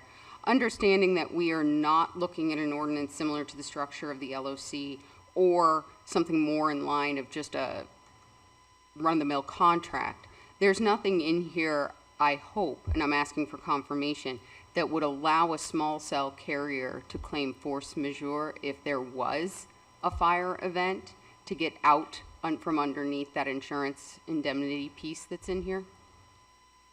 They could not do that. Okay. That if their small cell caused or contributed to the issue, they do not get to use a force majeure provision to avoid their obligations to the city. Thank you. Or to anyone else who was impacted. Thank you. Councilor Kaplan? Yeah, I'm realizing as I'm listening to the councilors that I'm not tracking part of the conversation because I was not aware until I'm seeing now a resolution to establish design standards. A resolution to establish design standards has also been published. I haven't seen that. I don't think that's in the packet. What I saw in the packet were design standards in the chapter itself. Where are these, this resolution with design standards, and is that part of what we're going to be approving here? Is that something that's an administrative decision? No, the resolution is established now, or at least the text of it has been established. I was trying to get it to you before this meeting, but it won't, you don't pass it today, you will be looking at it within a couple weeks when you're coming to the second, to the second read. It's posted on our website. Posted on the now. website. Okay, so I could go find it on the website. Yes. And it's how much, well, there's design standards that are that's in the ordinance, in the chapter.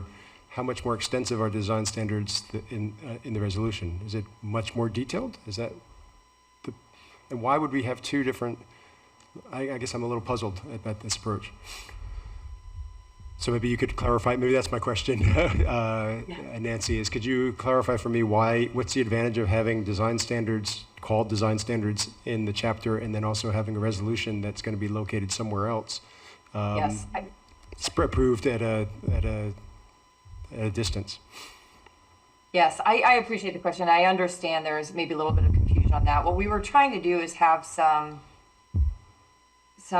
design standards are in the chapter, but the resolution is longer and more detailed. And one of the reasons for that is that the resolution is something that is easier to adjust. If deployment starts happening and you realize we didn't account for this, or we want to change the way we describe what they have to do, it's easier to adjust that design standard resolution than to open up the ordinance. So really that's the reason for that.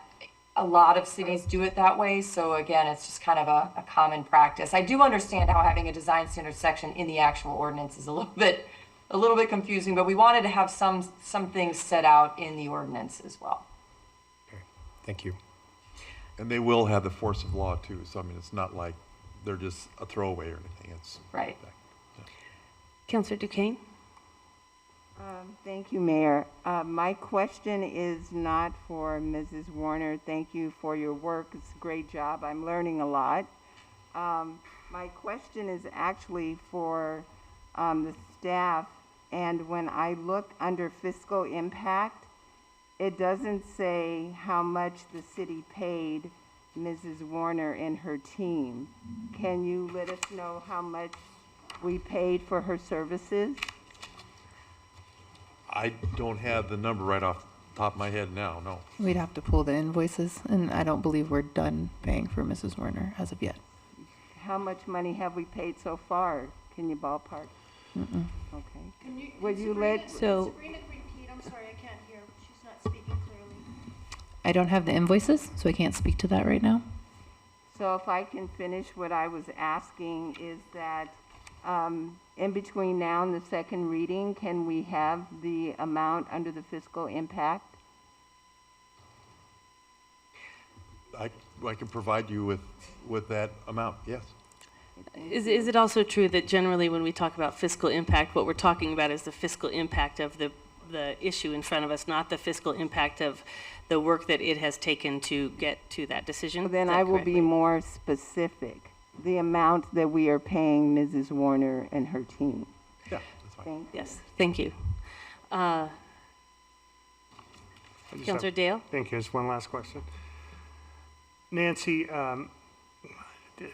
most people familiar with this issue are familiar with the concept of the FCC shot clock, which interestingly is an actual definition.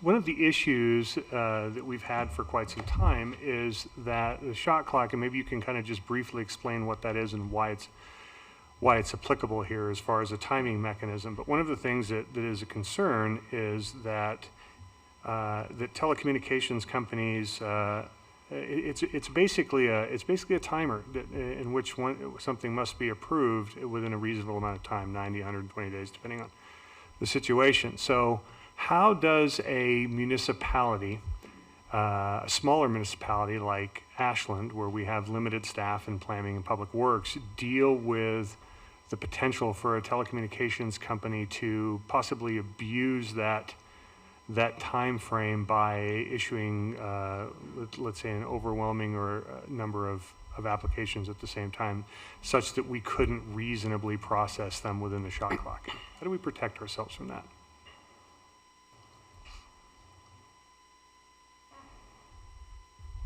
Sorry, I'm muting myself there. There is a provision, and I'm sorry that I don't recall what it is off the top of my head. I'm trying to find it. There is a provision in the chapter that limits the number of permits that can be dropped at any one time.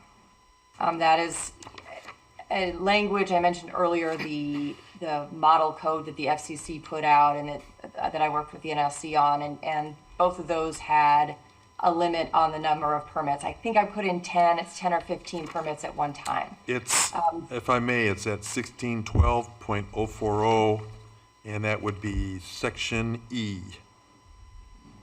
And Doug, what does it say, 10? It says that an applicant may simultaneously submit not more than 10 applications for telecommunication facilities, or may file a single consolidated application covering not more than 10 telecommunication facilities. Thank you, Doug. Yeah, so that's one way that we can manage it. But to be honest, unfortunately, the FCC has set up these shot clocks and the rules around these shot clocks, and they are not as friendly to local government, particularly small local government, as they should be. And that's just unfortunate. So the best we can do is limit the number of permits that can come in at any one time, and hope that the small wireless providers are going to work with the city if there are too many coming in and it's more than you can manage. Councillor Hyatt. Thank you, Mayor. I think this question is probably more appropriately directed to Sabrina, maybe Doug. With regard to the shot clocks, we do have experience with that within our planning department, and do we feel that our staff is fully capable of navigating that accordingly and ensuring that if it is becoming too excessive, that we take the necessary steps to mitigate that? Yeah. Great. Can I ask one follow-on? Yes. One follow-up question with regard to notice. The discretionary notice is currently at 300 feet. Understanding, I believe local planning actions are at 200 feet. So we are actually applying a greater standard here in light of the type of facility we are looking at, correct? Councilor, I apologize. I don't know off the top of my head what the standard is in the land use code. So I apologize. 200. It's 200, so yes. Okay, then yes, then it is, if it is 200, this is 300, so it would reach a little further in terms of who gets notice. Very good, thank you. If I may too, this might be where we were talking about who to get, the requirement for giving notice. In this section, it says a copy of the mailing list to properties within 300 feet of the proposed facility. You might at that point say, and to the city director. So then you would then require the applicant to send the notice of the public meeting to the city director, so the city director or the public works director. So then you would fulfill what I think the mayor was concerned about, which is making sure that the city has notice of when these meetings happen so we can make sure that someone's there to be there. Up to now, there's no provision for the city, but it just says 300 feet for other properties within that period. So if you add the city, then I would be open to that. I think that would be appropriate and helpful to ensure that all interested parties are engaged. Then it's on the applicant to make sure that we're on notice as opposed to us making sure that we're there. We're on notice. Yeah. Can we, when we get to the point, When we we get would to the point request of that that. change? Thank you. Other questions for staff? Councillor Hanson. Thank you, Mayor. I'd like to set expectations with regards to the public notice in the meeting. We've heard about the FCC having standards and local government not being able to move those goalposts and tweak those standards. So what kind of accountability does a community have of telecommunications industry at these public meetings? Where would a community deny a discretionary permit based on input at those public meetings? And then back to accountability, what kind of tools does a community have to make sure that those facilities that they're installing are actually operating within the, I don't know, RF bandwidth or whatever that metric is? Yeah, thank you, Councillor. Okay, so for your first question, in terms of what can you do based on the feedback at the meeting, the idea is that the applicant will get feedback, it'll be shared with the city, and then that can be used, ideally, that would be used in a discussion with the applicant to say, okay, there's strong objection to putting it here, why don't you put it there? Or there's strong objection to it looking like this, can you make it look like that? Those types of things would be one way to work together to try to address the concerns. Another possibility is that meeting would generate evidence that could be used to deny the application. If the application is going to be denied, it needs to be based on substantial evidence in the record. It might be that residents at that meeting raise issues about the fact that the application doesn't comply with the design standards, or it's higher than the height restrictions. I mean, those things I think staff would also catch, but that might be one way that the meeting would end up in supporting a denial by providing additional evidence to support that denial. So those are the types of things that you could see. So it could support a denial, it could support conditions, or it could support a condition on a permit approval, or negotiations for kind of a different location or style or size or something. So that's what the aim of the meetings would be. Okay. In terms of the RF requirements, there are provisions in the chapter that require that they make sure that their equipment at all times is operating within the RF emissions restrictions set up by the FCC. And as it was already mentioned, the city can't change those standards. The FCC has full control over setting what the emissions limits are. But what the city can do is make sure that all of the deployed facilities are within those limits, and can require documentation of that, testing of that, those types of things, to make sure that they are in compliance when they're deployed and on an ongoing basis.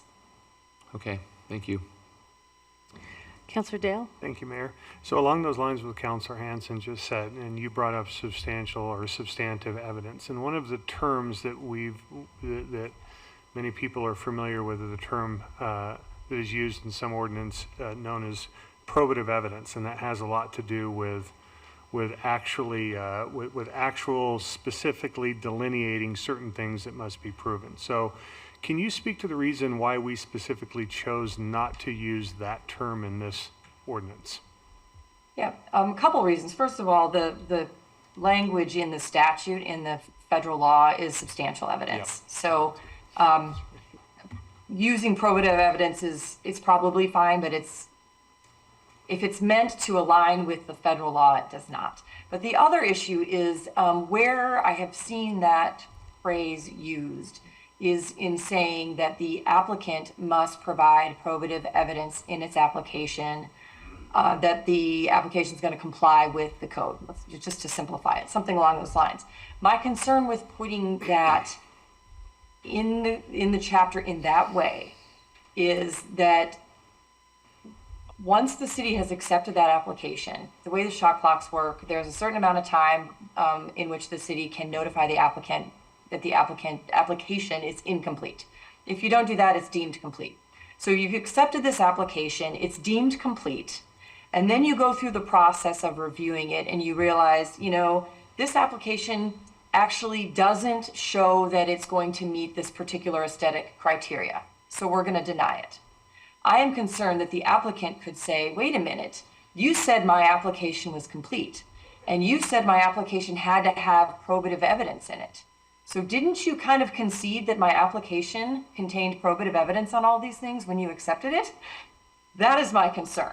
So it's not about whether there's going to be probative evidence, it's about how you require the evidence to be provided. And I think, again, the way it has been written in other ordinances, I think, raises an unnecessary risk of an argument that you accepted the application and therefore you've agreed it contains probative evidence. When you're going to deny the application, you're probably going to be arguing that it does not contain sufficient evidence to demonstrate compliance. And let me just be clear, because I talked about the substantial evidence standard. That is on the city. If you're going to deny an application, you, the city, need to deny it in writing that includes substantial evidence in the record to serve as the basis for denial. So that might come from the application, but it can also come from the lack of something in the application. You can say, our design standards say it can't be taller than X feet. This pole is taller than X feet. That's going to be substantial evidence to support your denial. So the probative evidence in the application isn't exactly the same as the substantial evidence that you're going to have to put forth to support a denial, is what I'm trying to say. So hopefully that clears up that question. Councillor Kaplan. Yeah, thank you. This is very helpful. Nancy, you talked at the outset that that cities are limited in what we can do because the federal regulatory framework really appropriates most of the control to themselves.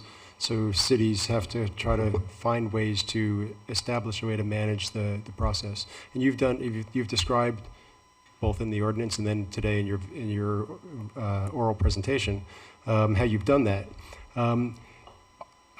There are a lot of steps. There are a lot of standards. There's some discretion. There's some costs. How certain are you, or how comfortable are you, that we're not risking tripping the standard and going into what some people call an effective prohibition or to materially inhibit the actual installation of these facilities? That's a really good question. And just for those, you clearly understand what the standard is. For anybody else, the federal law says, and I mentioned this at the outset, that state and local regulations cannot prohibit or have the effect of prohibiting the provision of telecommunication service or personal wireless services. And that has also been interpreted as you can't materially inhibit the ability to compete in a fair and balanced regulatory market. So there's a couple of different standards here. What we've included, so a couple of things we've done in this ordinance. First of all, the FCC has said for small cells, your aesthetic requirements are not an effective prohibition if they are designed, and the words are in the ordinance, and I don't have them in front of me, but something like if your aesthetic criteria are designed to avoid unsightly and uncharacteristic deployment, something along those lines. The right phrase is in the chapter a couple of times. So we use that exact language so that we could, defend that issue if it ever came up. So that's one thing. Another thing is there is a provision in there that allows the city manager to waive a requirement if there is a finding that failing to waive that requirement of the chapter would be an effective prohibition. The idea behind that, I know there was some concern about the discretion that has provided, but the idea was that there could be circumstances that there will be circumstances that we can't address. You can't address every possible deployment scenario in this chapter or the design standards. So the idea was we run into a situation where the deployment does not comply with the requirements of the code, but it's very clear to the city that if you deny this application, you will get sued and you will lose. There is the ability to waive the requirements for that purpose, so that you don't end up in a situation of defending the indefensible. I don't know that scenario is likely to come up, but we wanted to have, in my head, that's a safety valve. We wanted a little safety valve there so that if we all sit here and say, we're getting sued if we deny this, you can choose not to get sued, and you can choose to waive a requirement to the extent necessary to allow a deployment to come in to avoid the litigation. So a quick follow-up on that line. So the language that we have in the ordinance identifies that would be the circumstance in which the city manager would have the right to waive the requirement. Yes. Yes. I can find I think it's 16.020E. So in the bottom of the design standards. Yep. Okay. Thank you. Okay. So I would like to be able to get to the folks who've come to speak with us tonight if there are no more immediate questions now. Alyssa, do we have the signups? And then Ms. Werner, will you be able to stay after that for any follow-up questions? Yes, of course. Thank you, Mayor.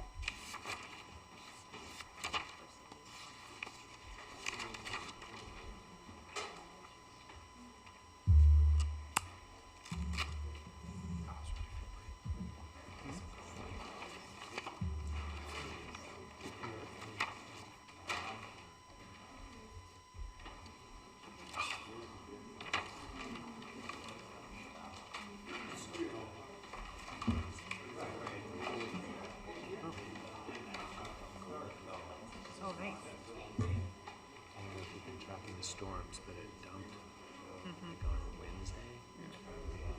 There's still some good snow left. So we have a number of folks who have signed up to speak this evening, and we want to make sure that we hear from everyone. We have a couple of procedural things that we do often when we have a large group of people who have come to express opinions about a particular issue in front of the council. So I want to orient everyone to what that looks like. When somebody is coming forward and they're speaking at one of the two microphones, if you agree with what they're saying, we allow you to do this. It's the universal sign language that says it's a clap. We don't allow big hand waving. We don't allow calling out, clapping, signs, any of that. But what we do with this hand motion is it allows the council to understand what is the support in the room for the different things that are being said. It also allows people who are giving testimony to understand that if something has been said already, we know the extent to which this room agrees with that issue. We have to always balance the fact that we want to hear from everyone with the fact that this council has to get through its work. And so we just ask for your help in helping us move through this next process in a way that helps us understand what you came to tell us in the very best possible way, and allows us to keep moving. We have 18 people who have signed up. I do not want to limit, as I mentioned earlier, anyone's testimony to less than 2 minutes. But in order to do that, we have to move quickly, and we just ask that if something has been said before, to please be thoughtful about whether it needs to be repeated. With that, we will go ahead and get started. The first person is coming to us online, and that is Leila Vaga. And for everyone who speaks, please tell us your name and where you're calling from, the city that you live in. Hello, my name is Leila Vaga. Can you hear me all right? Yes, we can hear you just fine. Thank you. Wonderful. My name is Leila Vaga. I am a resident of Portland, Oregon. I am here on behalf of Verizon Wireless tonight, and I am with a company called Wireless Policy Group. I'd like to thank you for your time and for your efforts to update the communications ordinance. We very much appreciate your efforts, and wireless is so important to us these days. It's how a lot of us work and go to school. Many of us do not have landline phones. Over 80% of 911 calls now come from wireless devices, so having a wireless ordinance that allows for that effective balance of maintaining local character and also providing the service that we all need really helps us to partner with you more effectively and do that job. I'd like to call attention to 2 letters that I've submitted with comments. So the bulk of our detailed review on Verizon's behalf was submitted in writing through 2 letters submitted on March 13th and March 18th. A couple of items I'd like to just draw attention to really quickly. The administrative review process with the discretionary review process, that's a model that we've seen elsewhere. It certainly works. I would encourage you to look at making sure that the items are under the administrative review process that you'd like to have there. One example is that right now as written, anywhere where communications are undergrounded, all wireless facilities would be in the discretionary process. I would suggest that perhaps attachments to streetlights that in all other ways follow the standards be allowed to go through the administrative process. Things like that, just making sure that the intended effect is the actual effect of the ordinance. Also, So, with regard to Ms. Vega, Yes. I realize that because you're calling in on Zoom, you can't hear the signal that people in the room can I hear. cannot hear the signal. So, yeah, I realize you wouldn't have heard that. So you have about 20 seconds left. Okay, well, I will leave it there. Thank you very much. And the detailed comments are all in the letters that should be in the packet. So if you have any questions, please feel free to reach out to myself or anyone at Verizon anytime. Thanks very much. Thank you. We now move on. I believe that is the only person coming into us by Zoom. Yes. We now move on to Kelly Marcatulli and Bruno Marcatulli, and then followed by Awa Ford? Anna Ford, and then Tanya Jane Simmons. The only other thing that I want to orient folks to while we're here, I was talking about what we do to show support, we do not have any acceptable hand motions for not supporting what someone is saying. So we are here to hear what everyone has to say, and to do it in a respectful space that protects this dialogue.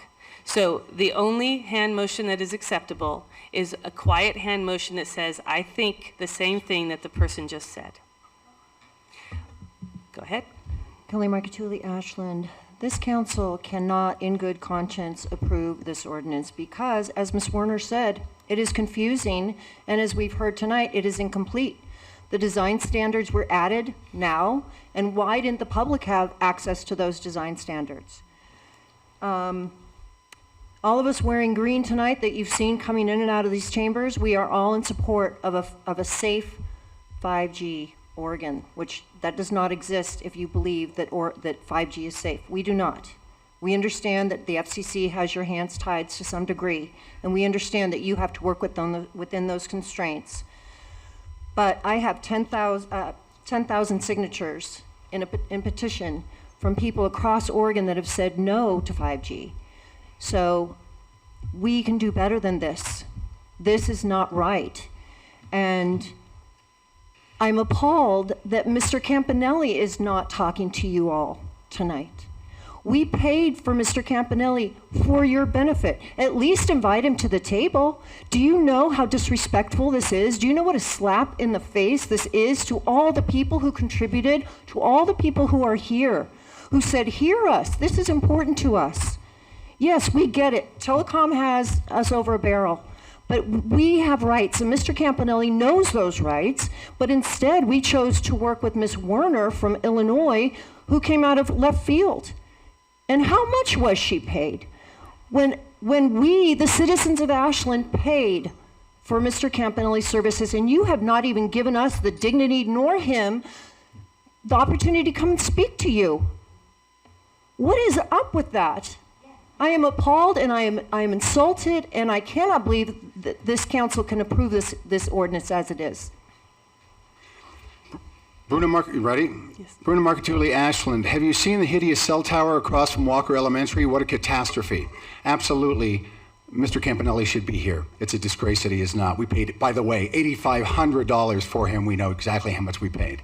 The last time I spoke to this body, I mentioned that Councilman Dale had misrepresented the truth twice in his writings to OST. Councilman Dale was untruthful when he wrote that Mr. Campanelli was unwilling to provide legal review and was unwilling to approve any modifications to this ordinance, to his ordinance, by local officials. Folks, those were complete fabrications pulled out of thin air by our city councilman, Jeff Dale. I hope you find that as disconcerting as I do. You all received a letter explaining how Councilman Dale has repeatedly said one thing and either done the opposite or not followed through with his assurances when dealing with OST, the representatives of the people. He's been ambiguous, misleading, overseeing the secretive hiring of yet another attorney, apparently Nancy Werner, while without any clear reasoning dismissing Andrew Campanelli and his expertise in the field of safeguarding cities from the abuses of the telecom industry. Why?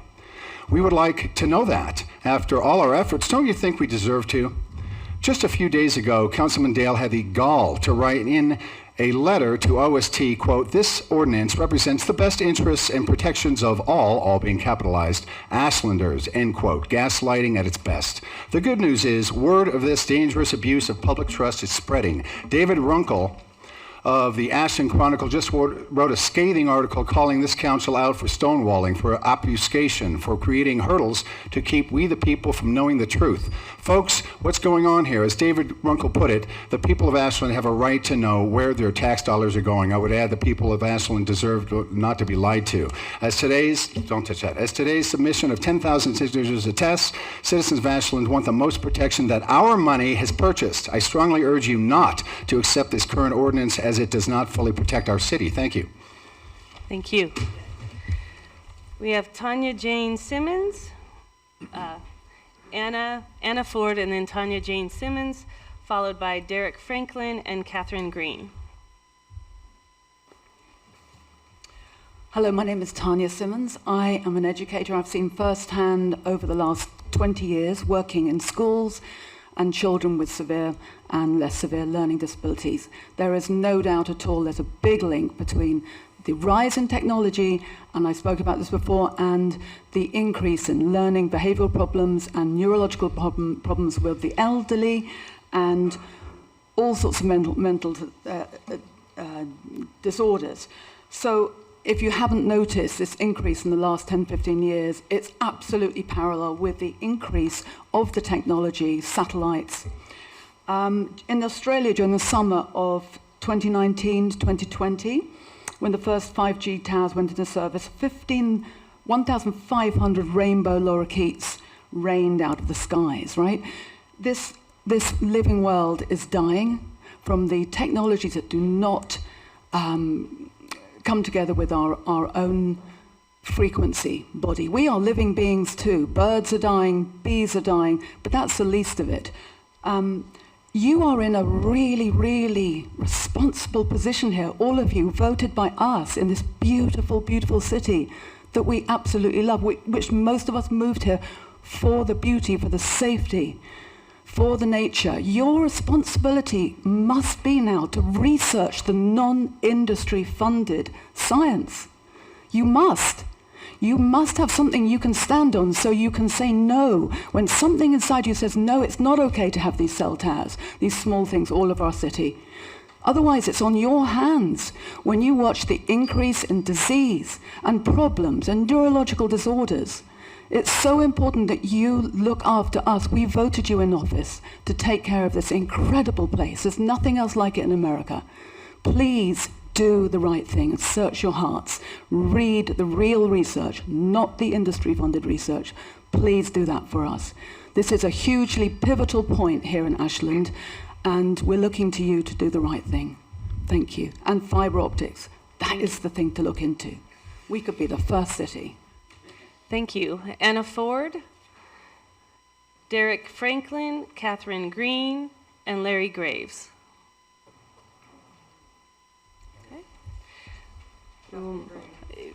Yes. Hello, good evening, Mayor, City Council.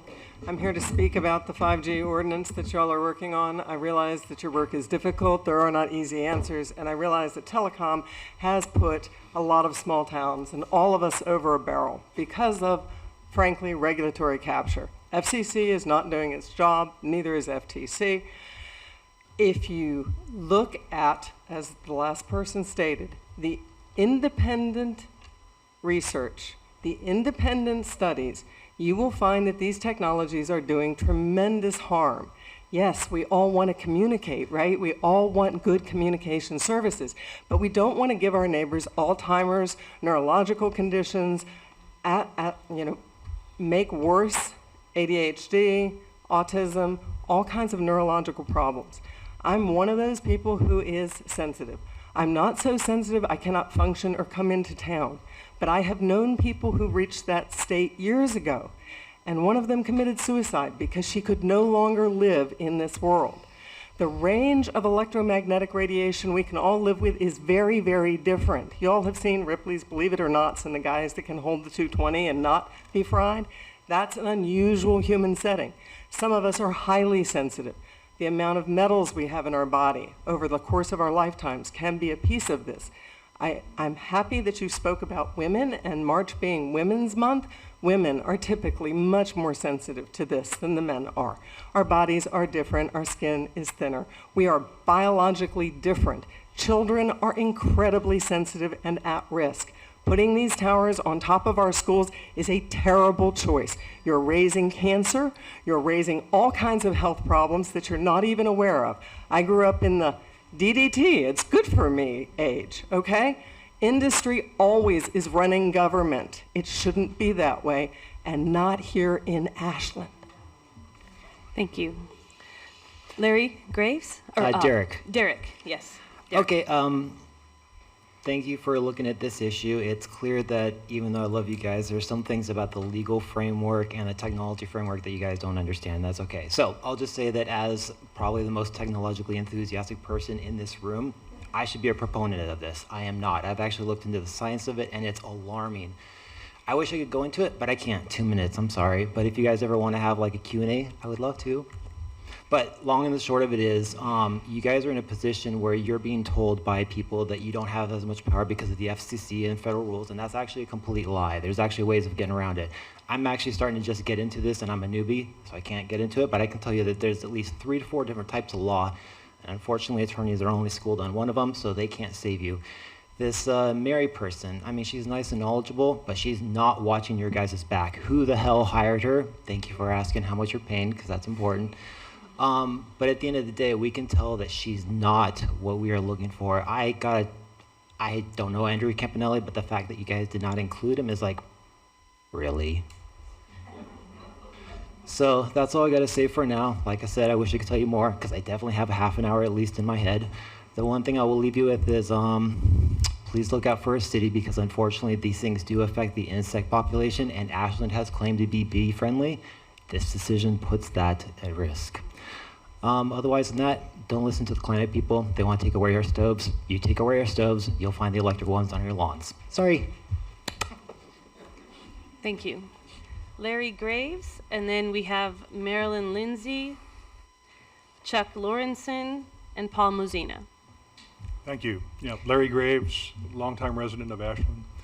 I've been thinking about this for a number of years and educating myself about the bath of EMF, electromagnetic frequencies that we live in, and we're bathing ourselves in these frequencies which are not part of our biology.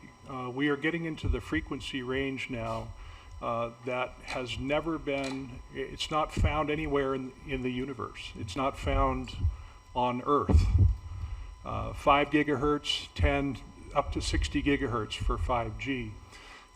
We don't know the effect on life of these frequencies. We just don't know. There isn't a person in this council that can look me in the eye and say, I know for sure that 5G is safe. And that's the biggest concern that I have. I think hiding behind the skirt of the FCC with the federal administrative state of preemption, where they claim to have authority.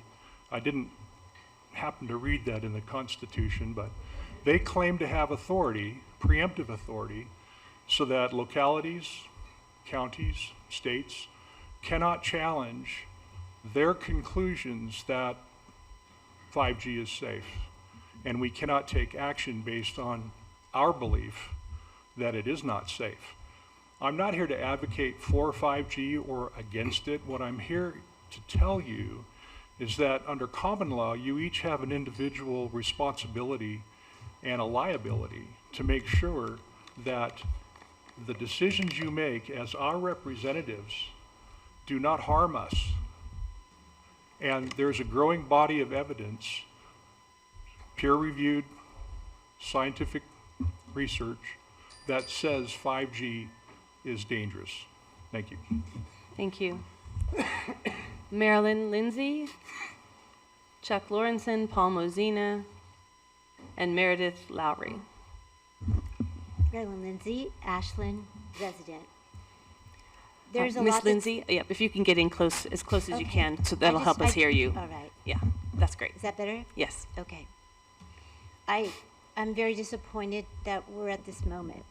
And what I'm most disappointed about is that the citizens of Ashland respectfully collaborated. We tried to educate every single person on this council now and the ones that were here before you. We've been at it for 5 years in good faith. The technology is moving along faster than any of us can keep up. It's moving along faster than we can be ethical and morally thoughtful. So when we, the people, did our best to educate ourselves, recognized our limitations, hired an attorney that could help us with the legalese, we do not understand. We just don't understand how it got to this point, how you ignored that. We were always willing to work with you. We are not your adversaries. We are your constituents. We didn't expect any of you to be experts on telecommunications. It's so complex. And I see that you're trying, but it's kind of late in the game. There was so much more time that we could have been progressive with our fiber optics, that we could have led instead of followed, that there was so much fear about being sued, as others have said. You know, we are being held over a barrel by the FCC laws, but it's a small group of citizens always that make the changes in life. We gather together, everyone thinks we're crazy at first, and later on they realize, thank God, people spoke up. Thank you. Thank you. Chuck Lawrenson, and then Paul Mozina. Good evening. Thank you. Thank you, Mayor Graham, and thank you, members of the council, for the opportunity to speak and for your consideration of this whole issue. Oh, Sorry, is that better? it is. Again, thank you for the opportunity to speak. As you're well aware, a number of citizens in our community have met over the last 5 years to try to understand the issue, study it very detailedly, and hire, as you know, Andrew Campanelli to assist with putting together a good ordinance. That's been at no fiscal consequence to the city. We've all taken care of that and paid for that separately, which is just fine. We're happy to do that. But Mr. Campanelli has reviewed, in addition to writing an ordinance, he's also reviewed the draft ordinance, and he has cited multiple gaps and multiple deficiencies in that draft ordinance. It would seem prudent for all of us as community members to at least hear what he has to say. So my request to the council is, let's hold a study session. Let's bring in Mr. Campanelli. Let's hear what he has to say. Let's get that second opinion. There will be no fiscal consequence to the council or to the city. We could hear what he has to say and get his opinion and hear what's going on. As well as please engage members of the Oregon for Safer Technology. They've researched this for a long time. They have the independent research. We can get a better understanding of what's going on because it is a complex issue. So that's my request. Thank you for your time. Thank you. Paul Mozina, Meredith Lowry, Linda Madge Thomas, and Miriam Reed. My name is Paul Mozina. I live in Ashland, Oregon. Thank you for your service. I do pick on you guys, but I do appreciate how difficult your jobs are, and it's I appreciate your service. I disagree with you on this. And you know, Orwell said, "War is peace, freedom is slavery, ignorance is strength." And if you were alive today, you might say, "RF radiation is health." You look, the first line of your purpose of this ordinance is to promote health and safety. I'll be bold to say, how dare you say that you're promoting health with this ordinance? By enabling telecom to deploy these 5G, these RF emitting towers, and by, like the other gentleman said, hiding behind the skirt, the color of law, saying that the FCC's regulations for emission standards that were arrived at back in 1996 using plastic balls filled with liquid that they irradiated with radiation. That's nothing like a human being. That's nothing like a baby. This is the first generation of young people that are going to be cradle to grave exposed to this RF radiation. And we are willy-nilly. We are not engaged in the precautionary principle here. As many of the speakers have said, there is clear evidence that there is harm here. There's things we need to look at, and we're not looking at it. It's imperative that we look at it. Some things that are missing in the ordinance, just a simple identification of sensitive sites. Are not schools a sensitive site? Young babies have thin skulls. They're much more susceptible to the harms from radiation, and we're ignoring that. And there's no setback requirements. The right-of-way comes right up to someone's house. It could be 10 feet from a bedroom window. And so I want a study session. I agree that the last speaker, he was brilliant. What happened to the study session? Councilor Hanson, on September 19th meeting, you said, let's have a study session. And Councilor Bloom was disappointed. He was like, why did telecom, they gave us a bitter pill to swallow, didn't they? Remember that, Councilor Bloom? The bitter pill they gave us to swallow? What was that bitter pill? What's going on here? Have a study session, bring everybody to the table, and explain factually what is going on with this ordinance. You're only going to get better cell reception if there's a tower within eyesight of your line of sight to you. It's overpromised and it's been deceptive. Thank you for your time. Thank you. Meredith Lowry, Linda Madge Thomas, Miriam Reed, and Rivers Brown. Thank you, Mayor and Council. I've been an Ashland citizen since 2001. I've been a physician in Oregon for nearly 40 years. I have seen a rise in children. I take care of children and adults. I've seen a rise in all sorts of neurological problems with children and adults, not that it's just specifically to this. In my research about this, there are cities that have been able to have an independent study, bring in the experts, the physicists, the telecom, the medical experts. Stamford, Connecticut, in November of 2023, stopped 5G, and they have everything online. I put in my public comment all the links so you could actually watch what their process was. As far as they were concerned, the telecom experts said that the city does have the say where to put in the public right of way or not, to not use utility poles.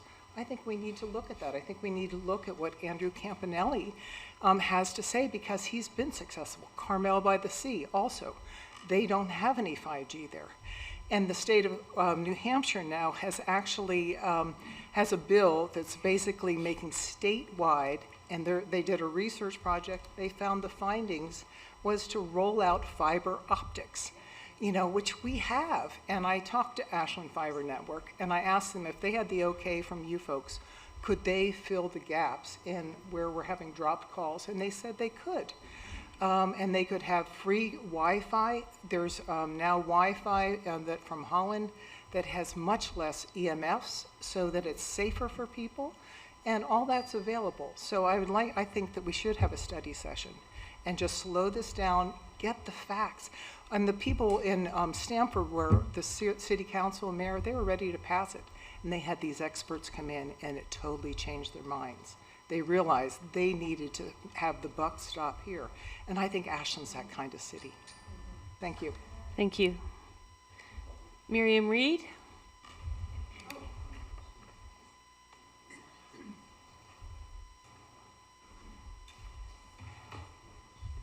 This council purports to honor the indigenous people on whose land we stand, whose land we have claimed. And now you are in favor of having 5G all over this precious, precious land. 2 years ago, 3 years ago, 4 years ago, you could have had an ordinance that was fully protective and that was respectful and respective of the people of Ashland. We're now at a point where we have a joke of an ordinance that you have proposed. This is a slap in the face. People have worked for 6 years, giving you information. Is this a city council or is it a private club that you come forth with what you have presented to us and you expect us to consider this worthy of consideration? You are denigrating the people, the hard-working, intelligent people of this community who have worked so hard to supply you with information and to protect this community as it needs to be protected. Look at what you have done and consider how you are insulting the people of this city. Thank you. Thank you. We have Rivers Brown, and then Don McClure, Lillian Chapdelaine, and then Aurora Sofitel. Oh, well, here we are, yeah. I'm with all of this everybody said so far. I sort of feel like this is a recall the council moment. No laughs, okay. It was just a joke. Maybe fire the city attorney? No, none of that. Well, how did y'all get off track? We've been trying to liberate your minds. I will come to each of your homes. I've got some electronic, magnetic, Wi-Fi devices. I can scan your homes and show you the invisible world is probably maybe deteriorating your minds a little bit. I'm not sure about this. I mean, I'm really not sure. I know the system is corrupt from the top down, from our legislators to the FCC. This is totally corrupt. You can't have health issues. I've been sending out all these stories. They're here now. It's hard to get it paid for people to discover the health hazards out there for everyone, myself included, with a heart issue I shouldn't have. You know, we're electrical beings. You know, our brain, our body, and all the nerves in between, it's all run on electricity, and we're water. 5G is an exponential step up, and it's going to start just cooking everybody's cells. You know, okay, Wi-Fi on everybody's head, well, it gives them tumors. Okay, cool. But fixed Wi-Fi in neighborhoods, fixed wireless in neighborhoods, it should be a sin, a total sin for humanity. But humanity is asleep right now, I believe. I hope somebody can come along, maybe Mr. Pernelli, I don't know, I'm not into that. But we need to hear from somebody who can liberate our minds. Thank you. And Thank you. Sorry, it was sort of a joke about recall the council. Sort of, yes. Don McClure, Lillian Chapdelaine, and then Aurora Sofitel.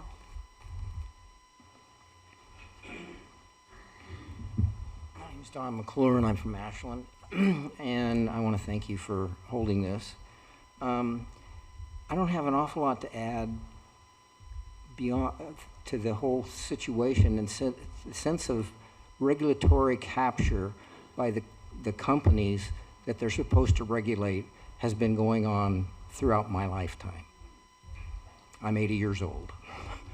And what we're seeing in the United States, 60% of the population have at least one chronic disease. And if you go look at the statistics beyond that, it gets much, much worse. So I would just encourage everybody on the council as well as in the audience to pay attention to what is going to get our health of our population back on track, because we're letting it go. And if we don't push back against the FCC as a city, they're going to continue to do what they're doing. Thank you very much. Thank you. Lillian Chapdelaine, Aurora Sofitel.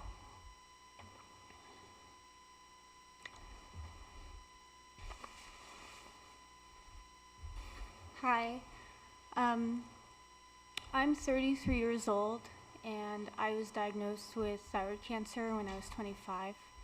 And I have been living for 8 years now. Ma'am, if you can just get in a little closer to that microphone, Sorry. please. Thank you. Yeah, so I was saying I'm 33 years old, and I was diagnosed with thyroid cancer when I was 25. I've been living with challenges brought about from that for 8 years. I have a lot of pain that I endure on a daily basis, sometimes more, some days more than others.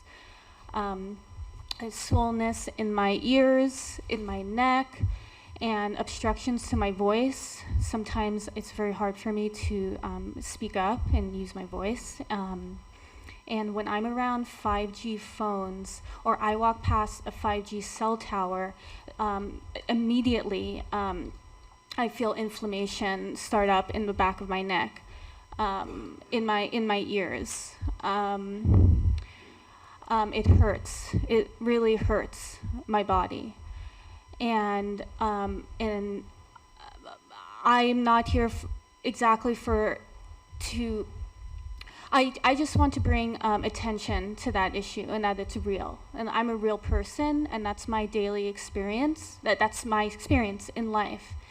And it's hard to hear that health issues aren't a main concern when it comes to these 5G cell towers, that they for somebody like me that has to live that reality, and many other people as well whom I know and have heard of, that our concerns are constantly put to the side, that health issues aren't a main concern from the FCC or from these whatever governing bodies that don't consider it legitimate, when it's a legitimate reality in my life every day. Thank you. Aurora Sofitel, and then Anna Ford, if Anna or Aurora are here. Okay. All right, so that concludes our public testimony time. If Ms. Werner, if you can come back on the line here. Are there any remaining questions of Ms. Werner or our staff? Councilor Boone? Thank you, Mayor. This question is for Sabrina. This was a publicly noticed meeting, am I correct? Yes, it was. I am so sorry that your attorney is not here. It is a great shame. This is a publicly noticed meeting, and he should be here to help represent all of you, and I'm sorry that he left you hanging. No. I will have order in this room. I will have order in this room. I missed that. What happened? We're going to take a 9-minute recess. We're going to come back at 8:45. Anybody that further disrupts the meeting can catch a disorderly conduct ticket. None of us want that, so please be respectful. Bro, you can't lie like that. You represent us. What the fuck?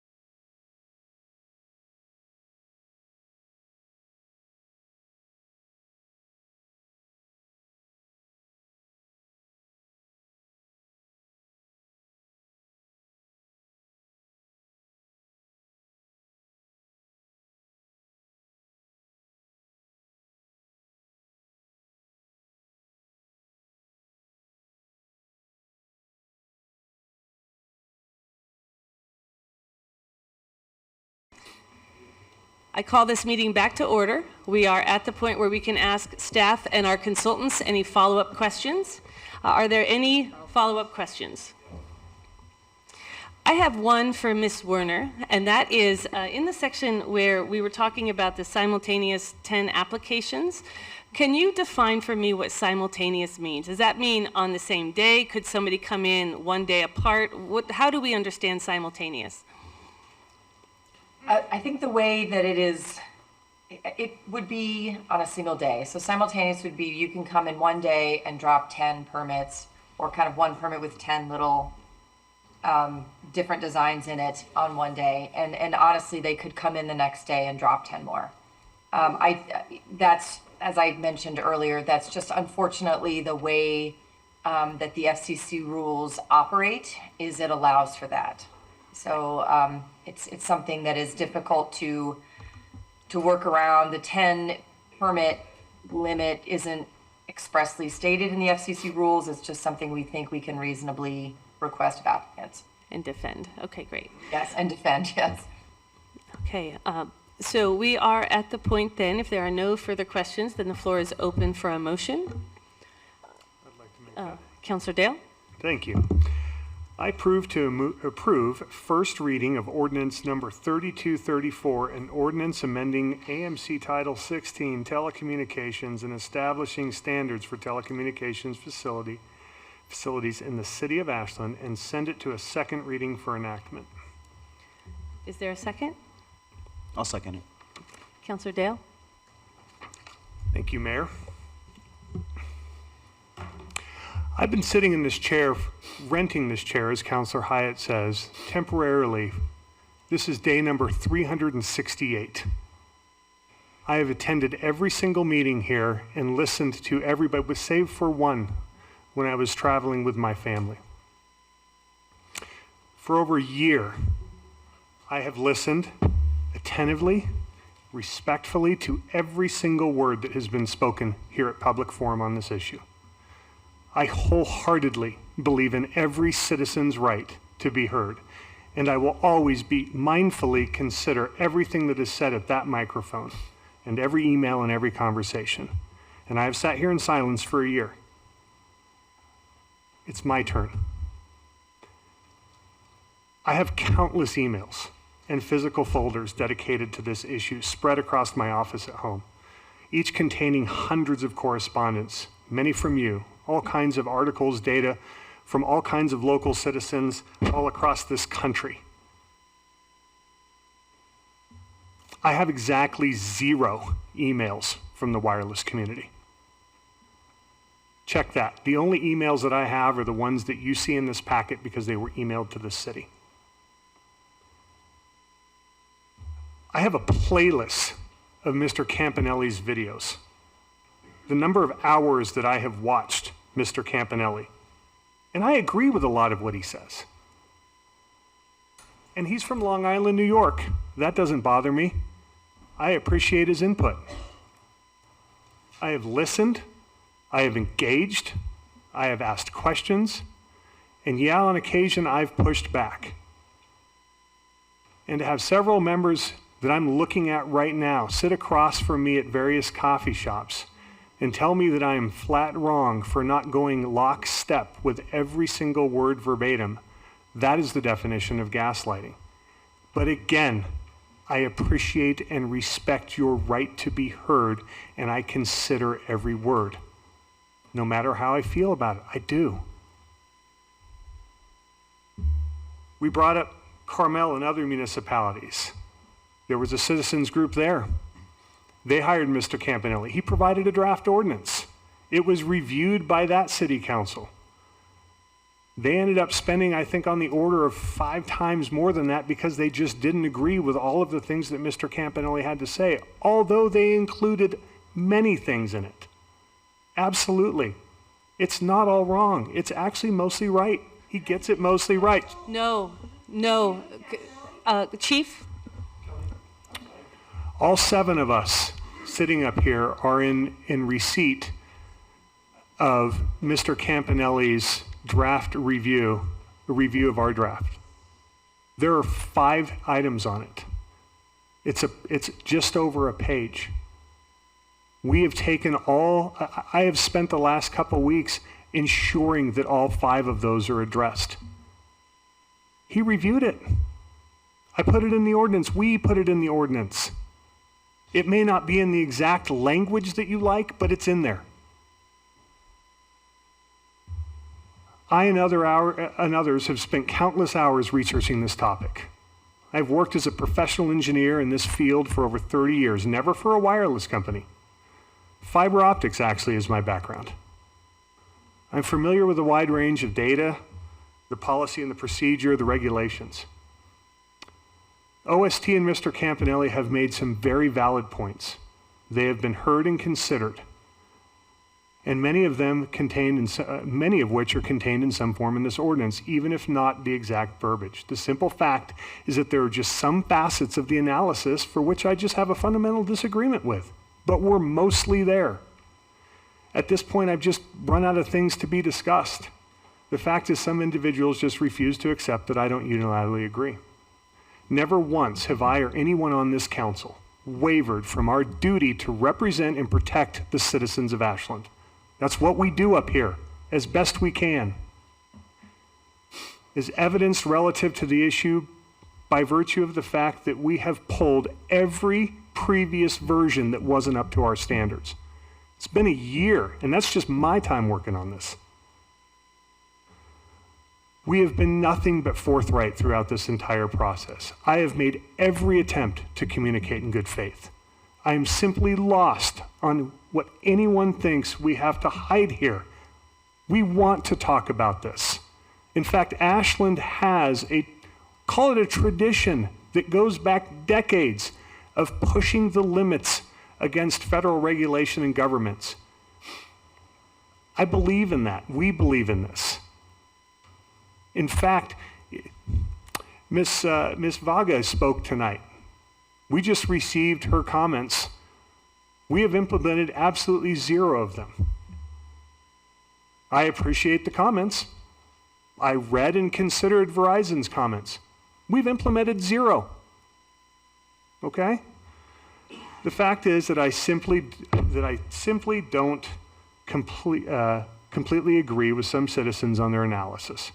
And based on what I have researched, I am not willing to vote for an ordinance that I feel puts Ashlanders at risk unnecessarily. That's why I disagree with Mr. Campanelli's ordinance verbatim. But we tried to use as many of those components as possible in absolute good faith. And I won't be pressured into agreeing in full to that which I know to have inaccuracies. I am very proud of the work that has been done by everyone here. That includes OST. That includes Mr. Campanelli. That includes countless municipalities across this country that may or may not have used his or others' ordinance, but of doing the best they can to get it right. And I'm glad that you spoke here, and I listened to every single word and looked every single one of you in the eye. And I'm proud to support this. I believe in what we're trying to do here. Thank you. Councilor Bloom. There's nothing that I feel I need to add to that. Any further discussion? Councilor Duquesne. Thank you, Mayor.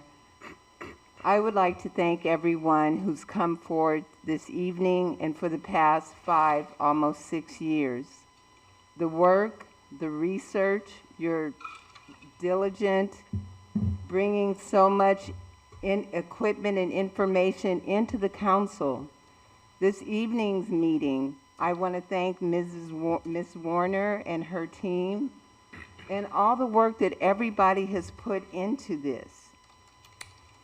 However, when I look at this and I look at the group of residents, OST, who have been diligent in bringing information to council before I got here, your patience, your resilience, you did the homework, the research, you found an attorney, you raised the money, all of the things that you brought to council.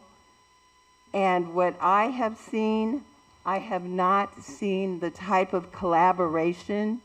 I haven't seen the second opinion to come in front of the residents and in front of council, to be able to have two attorneys here arguing their points, saying what is good and what isn't, and so that our constituents have all of the knowledge that they need so that the council can make an educated decision that's best for the people.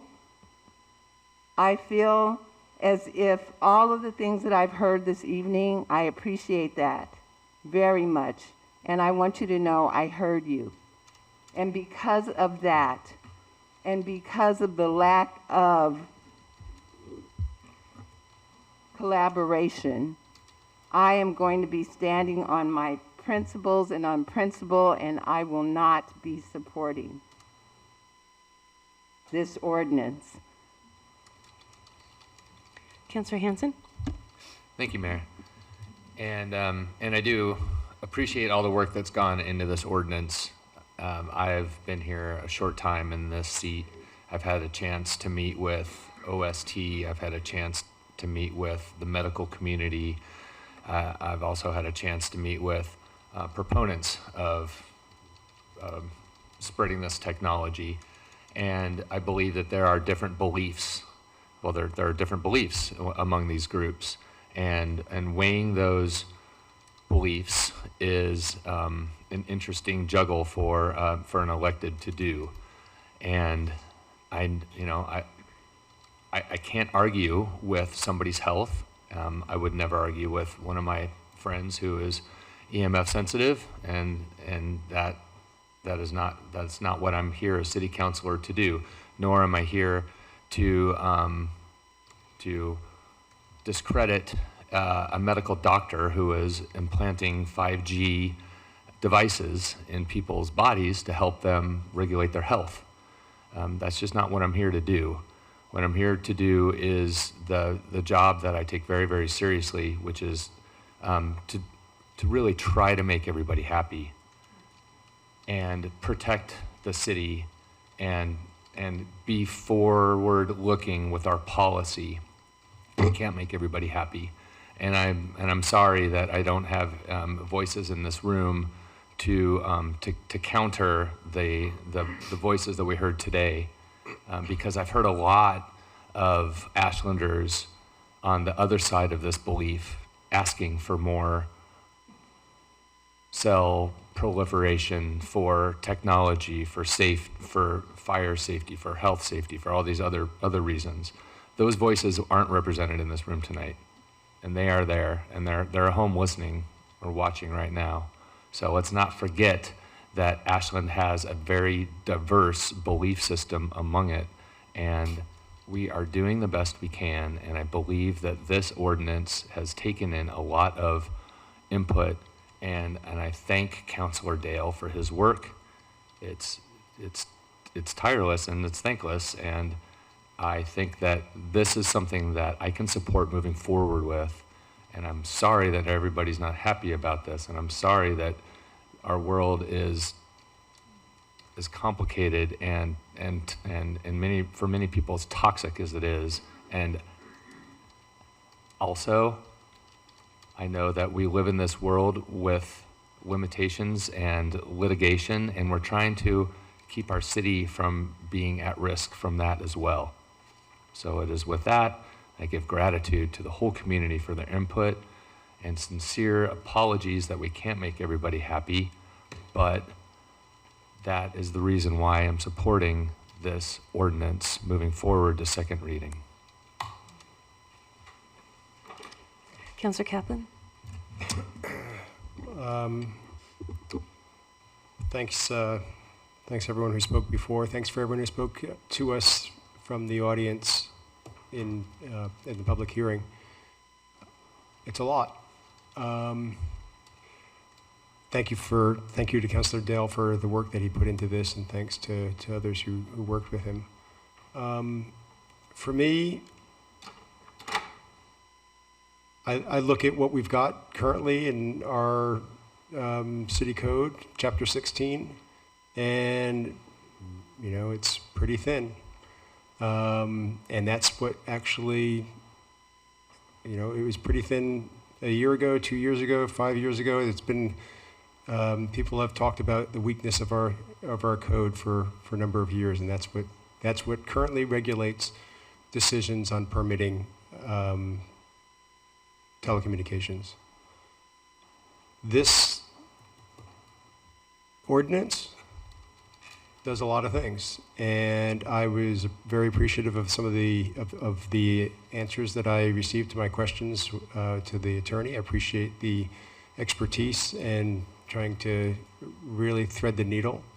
I am absolutely clear that this ordinance is 100 times better than what we've got currently, and I'm not really willing to wait longer to do. We looked at an ordinance a year ago, and I wasn't so sure it was better than what we had before. Sorry, Doug. But I'm very convinced that this one is better and protects us, and there's still opportunity for further conversation in the future. But I'm going to be supporting this ordinance tonight. So thank you to everybody who worked on it. I'll be supporting this. Councillor Hyatt. Thank you, Mayor. Thank you to all of those who took the time, not only to come out tonight, but in the constant dialogue over for what has been for me 3.5 years. I truly appreciate the opportunity to have those conversations. And in reflecting while going over this specific ordinance iteration, I was struck by the fact that this is the 4th that has come across my desk. We've looked at LOC, we've looked at revision of LOC, we've reconsidered LOC, and now here we are again tonight. For me, my sentiment is similar to Councillor Kaplan. Right now, our design standard, there's no strength to it. None. We're creating a situation for an own goal, because sometimes in doing nothing, you're doing something. And that something right now, by doing nothing, we're not protecting anyone. And I do think Councillor Dale, I know, has poured so many hours. He has taken time to brief me on the conversations he's had with members of OST. We've discussed them. We take it very seriously. It may not feel like it when we go a direction that isn't 110% in lockstep. But you are heard. I have read the emails. I have looked at every single comment that has come through the feedback process, a feedback process that isn't always available with every ordinance that comes before this body. So I'm grateful for it. Our public processes are challenging. They can be very highly charged, and they should be. We should care about our governance. And I'm proud to see folks here tonight. And I'm proud to work with people who are willing to take this up over and over again until we get it a little bit better, and a little bit better, and a little bit better. I will be supporting this evening because it is a little bit better than what we have right now, right here, right today. Thank you. Thank you. Before the vote, I would just like to add a couple of comments. This conversation for me is over 5 years old. It was one of the first conversations that greeted me when I came on as a counselor. And the press from this part of our community was to get an ordinance, to update the ordinance, do the ordinance. And we, as Councillor Hyatt mentioned, we made a couple of starts in different directions, and it didn't feel protective enough. What I have seen across this council, and particularly with Councillor Dale's leadership of the deep dive that he has done, is a desire to push that boundary so that we have as much local control as we can possibly have within the boundaries of what we are allowed to do. And there are all sorts of things in this world that city councils are not allowed to do. We are preempted. That's a reality of policy and law. And what I want to make sure we maintain in this community is the ability to disagree without vilifying the person we disagree with. I am saddened by some of the things that have been said in this room this evening. It does not further our discourse. It does not further our ability to work together. It certainly does not further our ability to take on tough conversations. I am also so happy to see the discourse here this evening. The vast majority of this conversation tonight is exactly what we need when we take on difficult conversations. I think what has been worked on so hard and has been brought in front of this council is a good step forward.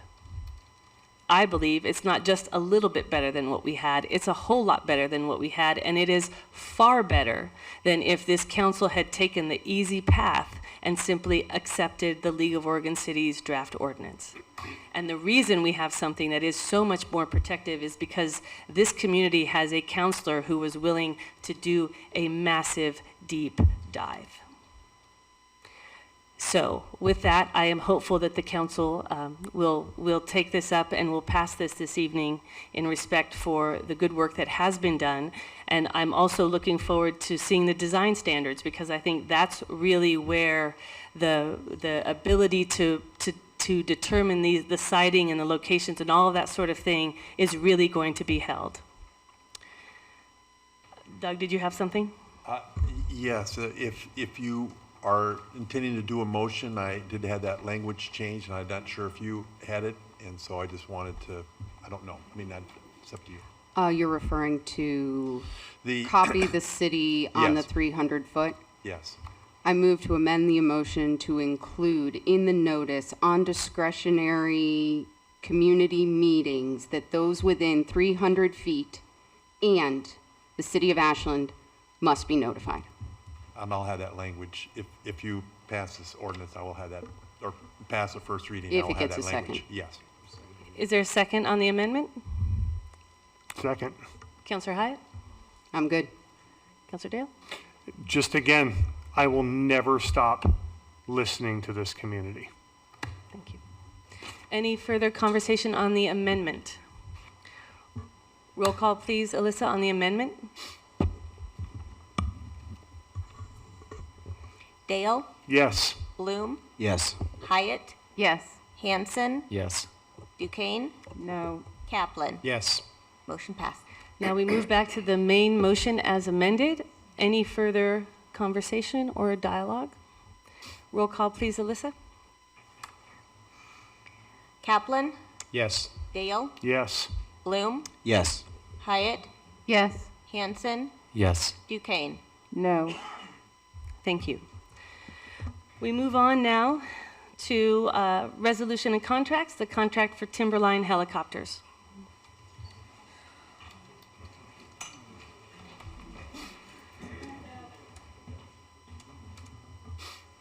I'm going to tell Nancy she can leave. Good evening, Madam Mayor, councilors. Just a quick time check. How much time do we have for this item? This is the last one we absolutely have to get through this evening. Right. We need Okay. to have a motion on the floor by 9:30 to go by an extra 9:30. 10 minutes. Mhm.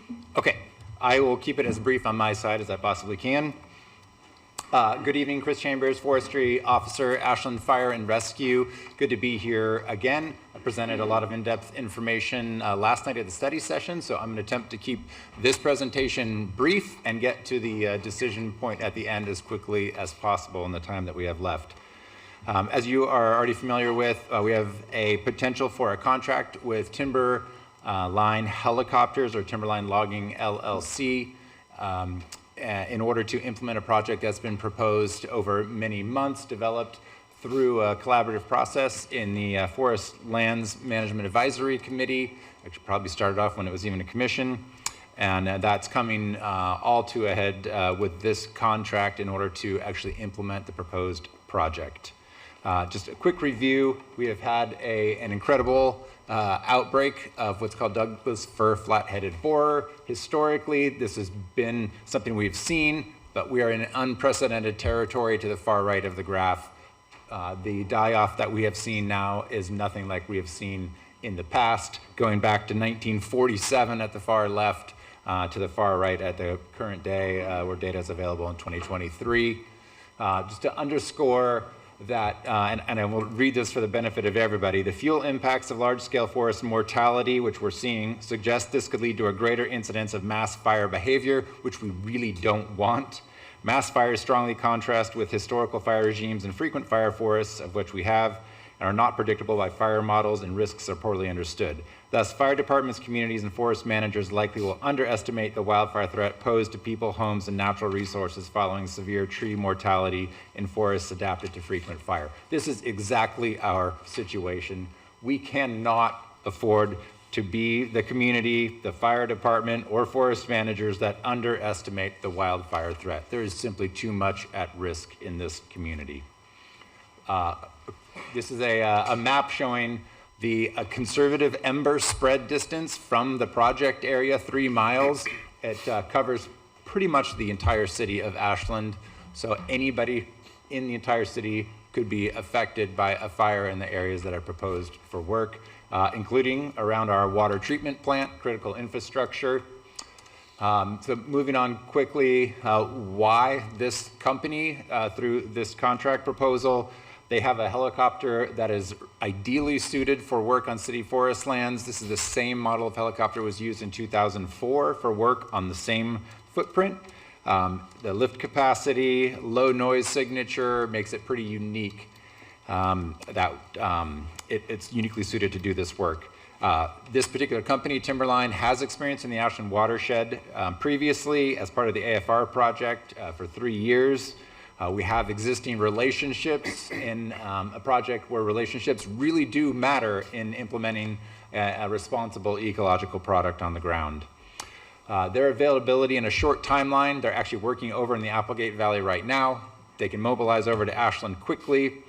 Can be done before fire season when we would, if we don't do this work, we'll be exposing the community to unneeded fire risk over the summer, and also losing the value of logs over the summer due to rot and checking in the heat.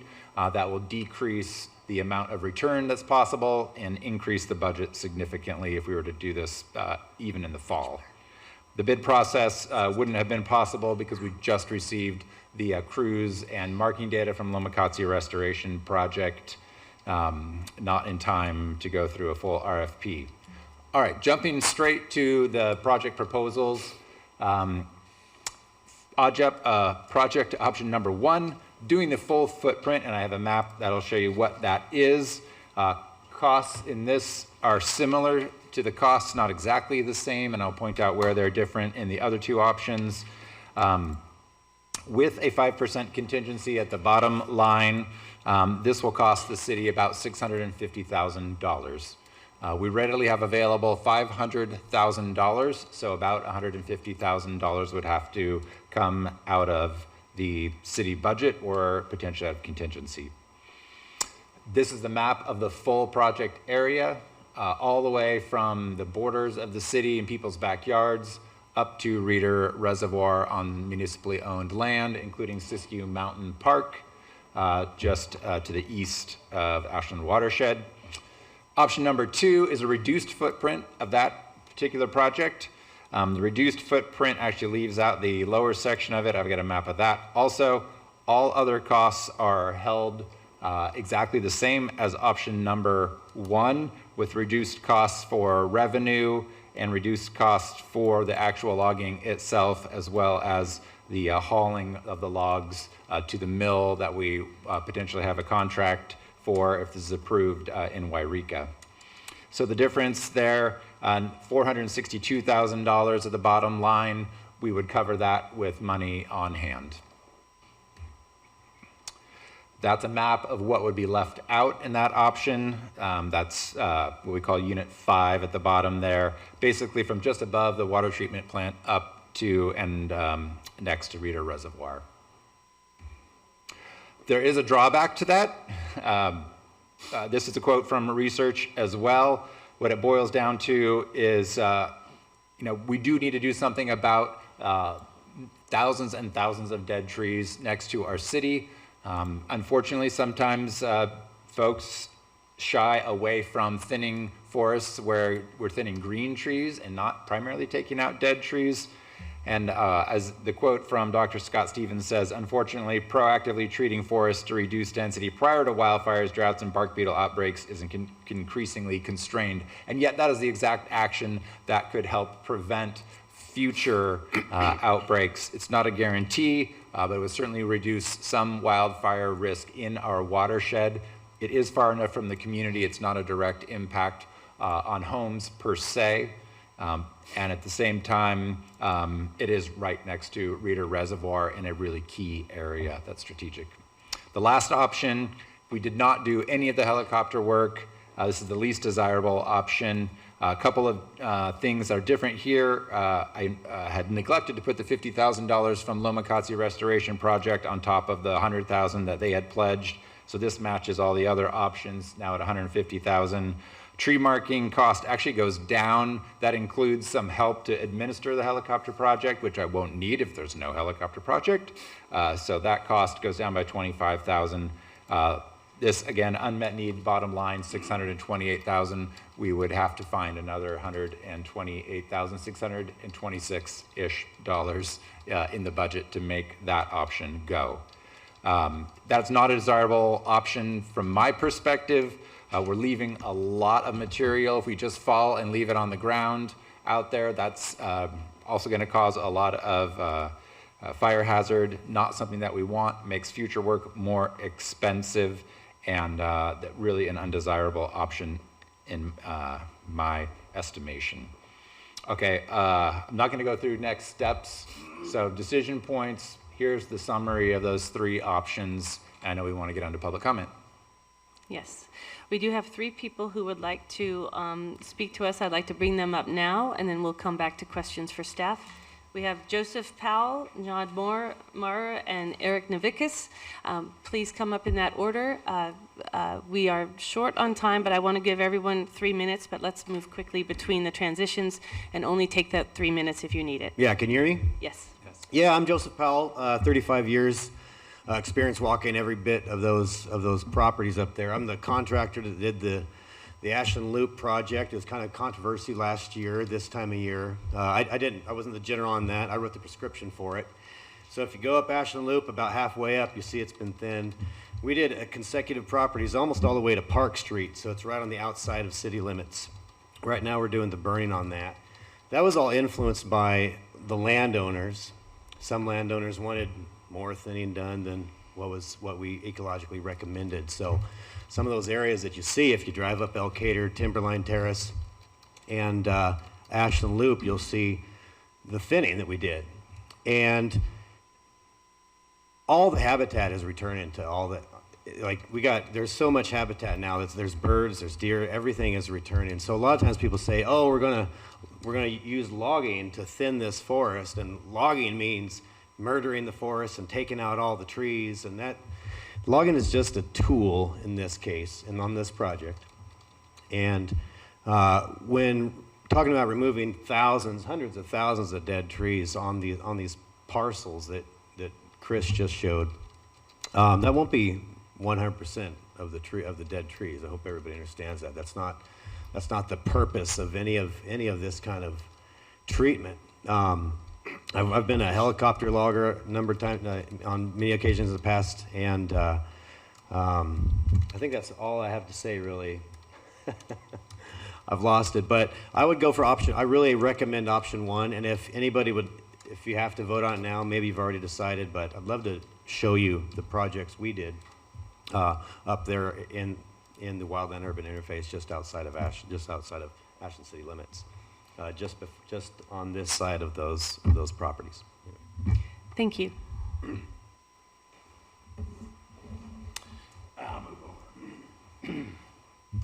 Thank you again for your time. I'm always so impressed how much you put in. Thank you for being here and listening as you do. I won't bore you people who were here last night, but for those who weren't, I'm John Maurer. I've been 50 years here in this town. I have lived 40 of those years adjacent to Siskiyou Mountain Park. That is in my backyard. I buffer up against that. I've watched it every day for those 40 years, and indeed, I can tell you, science-based, there has been no die-off like what you're seeing, confirmed by everyone that you've talked to and you've listened to. That's not the issue. The reason I want to be here again tonight is pointing out this single fact. Yes, climate change has changed everything. It's causing us to lose our trees. No doubt about that. That's not the issue. We have a perfect storm, however, brewing, because we're not going to be able to change climate change tomorrow. We're going to get hotter, and, and we're going to have drought. There's no doubt about that. The perfect storm is that we've got people in the equation, and those people, I talked to you last night, that I have personally confronted after 4 days of triple-digit weather in August, building a campfire, that they, when confronted, couldn't grasp the concept of a fire season or the restrictions in the forest about starting a campfire. Those people exist. Those people exist in big numbers, and those numbers are getting larger all the time. Since I talked to you last night, I happened to talk to Sheriff Sickler. I've talked to Chief Ty about just that issue, okay? Yes, Alameda fire was human caused. We don't know who caused it. Yes, there was human caused fires up by the watershed, up by the treatment plant. There have been 90 reckless fires started along the Greenway since Alameda, okay? I'm not casting dispersions on anybody. I'm just telling you that that factor, there's a human factor here that makes this an enormous issue that needs to be addressed now. With the fuel loads that are in that forest, 1.5 miles right there, the smoke's been going up for 7 days from my place. Those fuel loads, if they're not addressed, you're going to have a fire that will make the Alameda fire look like child's play. The fuel load in Alameda was nothing compared to what you've got up there. If those trees aren't removed, if that fuel load isn't removed soon, you don't want it to happen on your shift. I know you're listening. I know you're behind this. I'm just giving you another reason that a perfect storm is amongst us, and that is the human factor of which we have little control. Thanks for listening. Thank you. Hi, Council. Yeah, thank you for all your time and contribution to our community. I sent an email earlier, and I'm going to sort of go over that again. I sent it right before the council meeting started, so you might have not had an opportunity to read it. But as colleagues on the budget committee, I think we should all be concerned to see large expenditures outside of the budget process as proposed in this field management project. I understand that staff will find means to pay for it through maybe surpluses within the budget.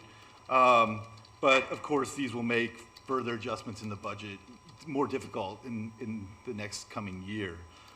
These types of extra budget expenditures should not be done frivolously, and a $750,000 expenditure should not be taken lightly. This is a pretty significant cost we're incurring with this project.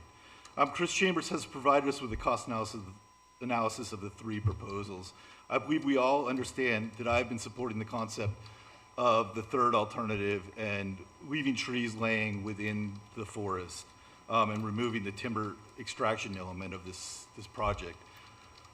Therefore, I'm really surprised to see the cost analysis that Chris has offered showing a $990,000 projected cost for piling and burning in the third alternative, whereas the first proposal only puts a cost at $150,000.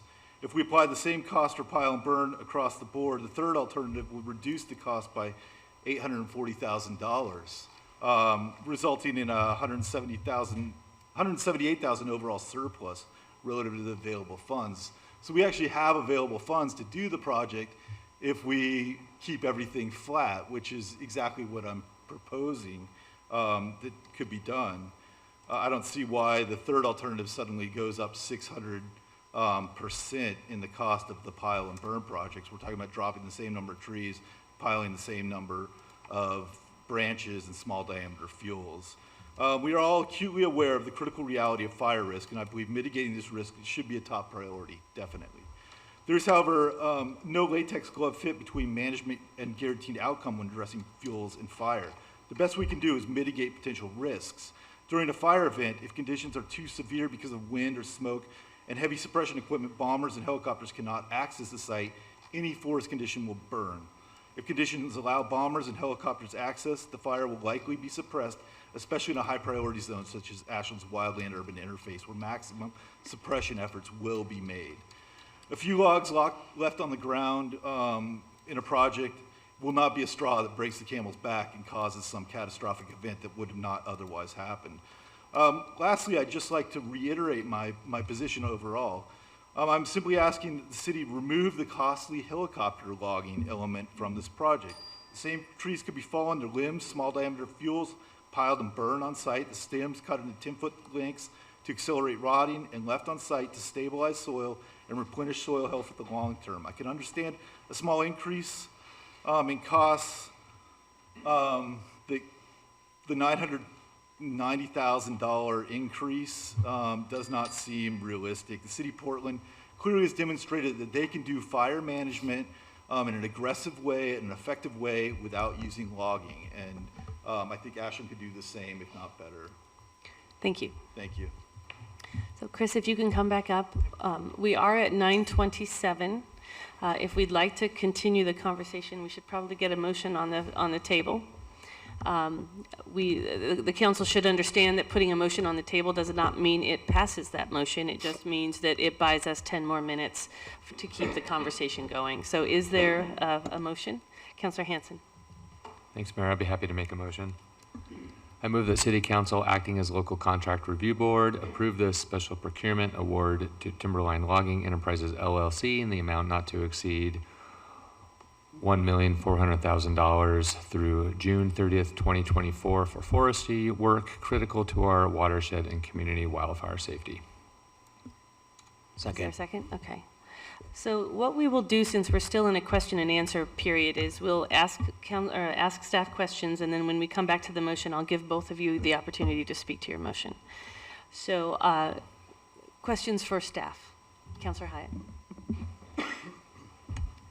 I have two questions, both financial. I'm curious if Marianne would be willing to speak to our offsets, and Chris, if you'd be willing to speak to the concern over the burn pile cost with the option not using the helicopter. Sure. Maybe I'll start first, and I just will back up to that slide right there. Why that cost is so high, the $990,000, if we do not go with a helicopter option, is we would be having to do work on the same footprint to address the same issue. So instead of using the helicopter, taking the logs out and getting return on those logs, it would be a pure cost item, so no return. That explains part of it. The other part of it is that if we go with the helicopter option, the helicopter will actually remove the tree full with the branches and the top attached, take it down to the landing, and they'll deal with the tops and limbs, we call the slash, there at the landing.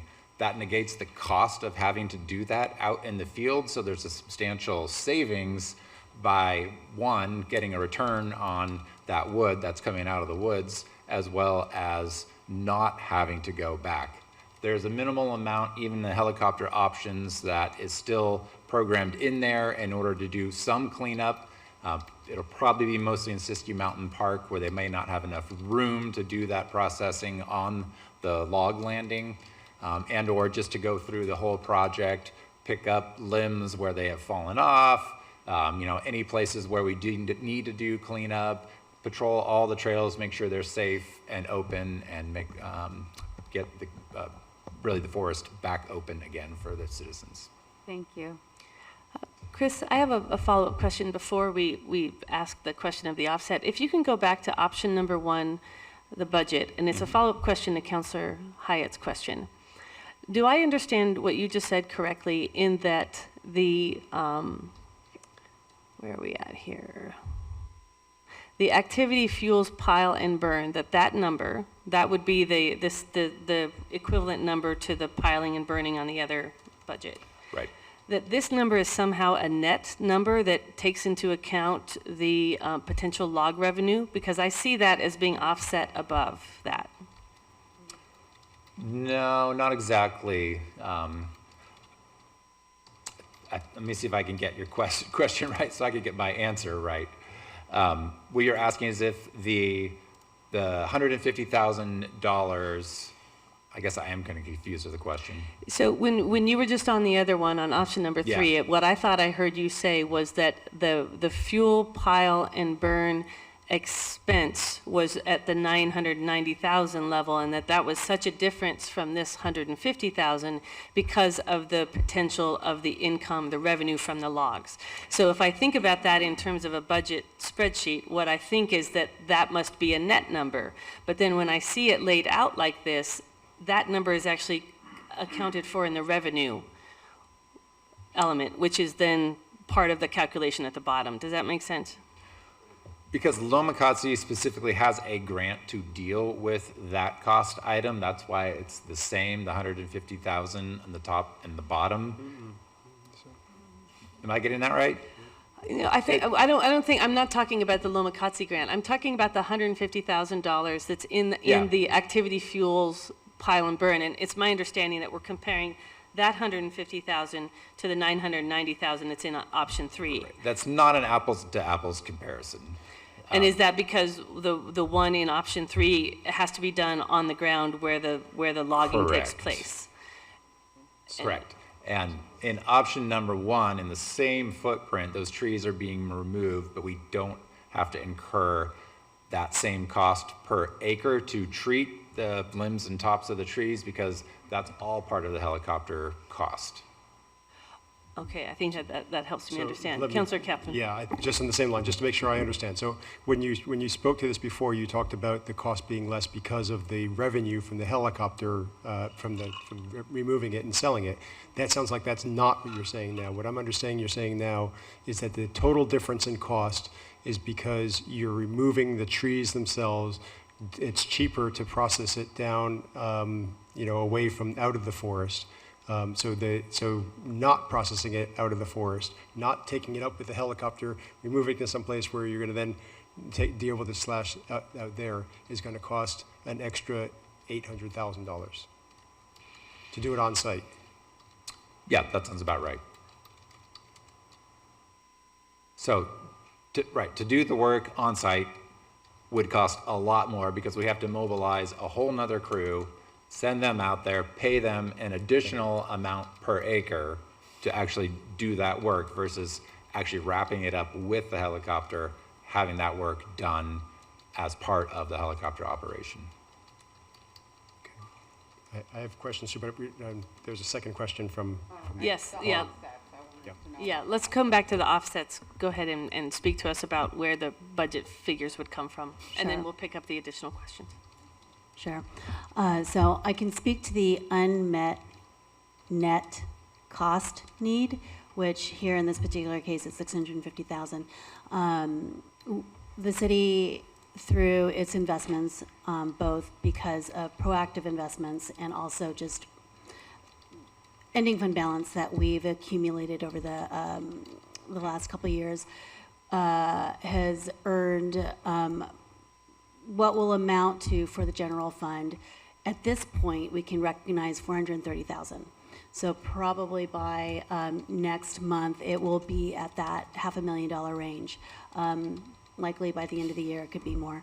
But at this particular case, when this came across our desk in terms of needing some funding, this was going to be put forth to you as a budget supplemental to recognize the additional revenue. So we should be, for the general fund, recognizing at least $500,000 next month, likely more over the course, or over across all city funds. It's probably a lot more, but just for general fund, for this particular case, it's a $500,000 by next month. Thank you, Marianne. You bet. Thank you. Councillor Bloom?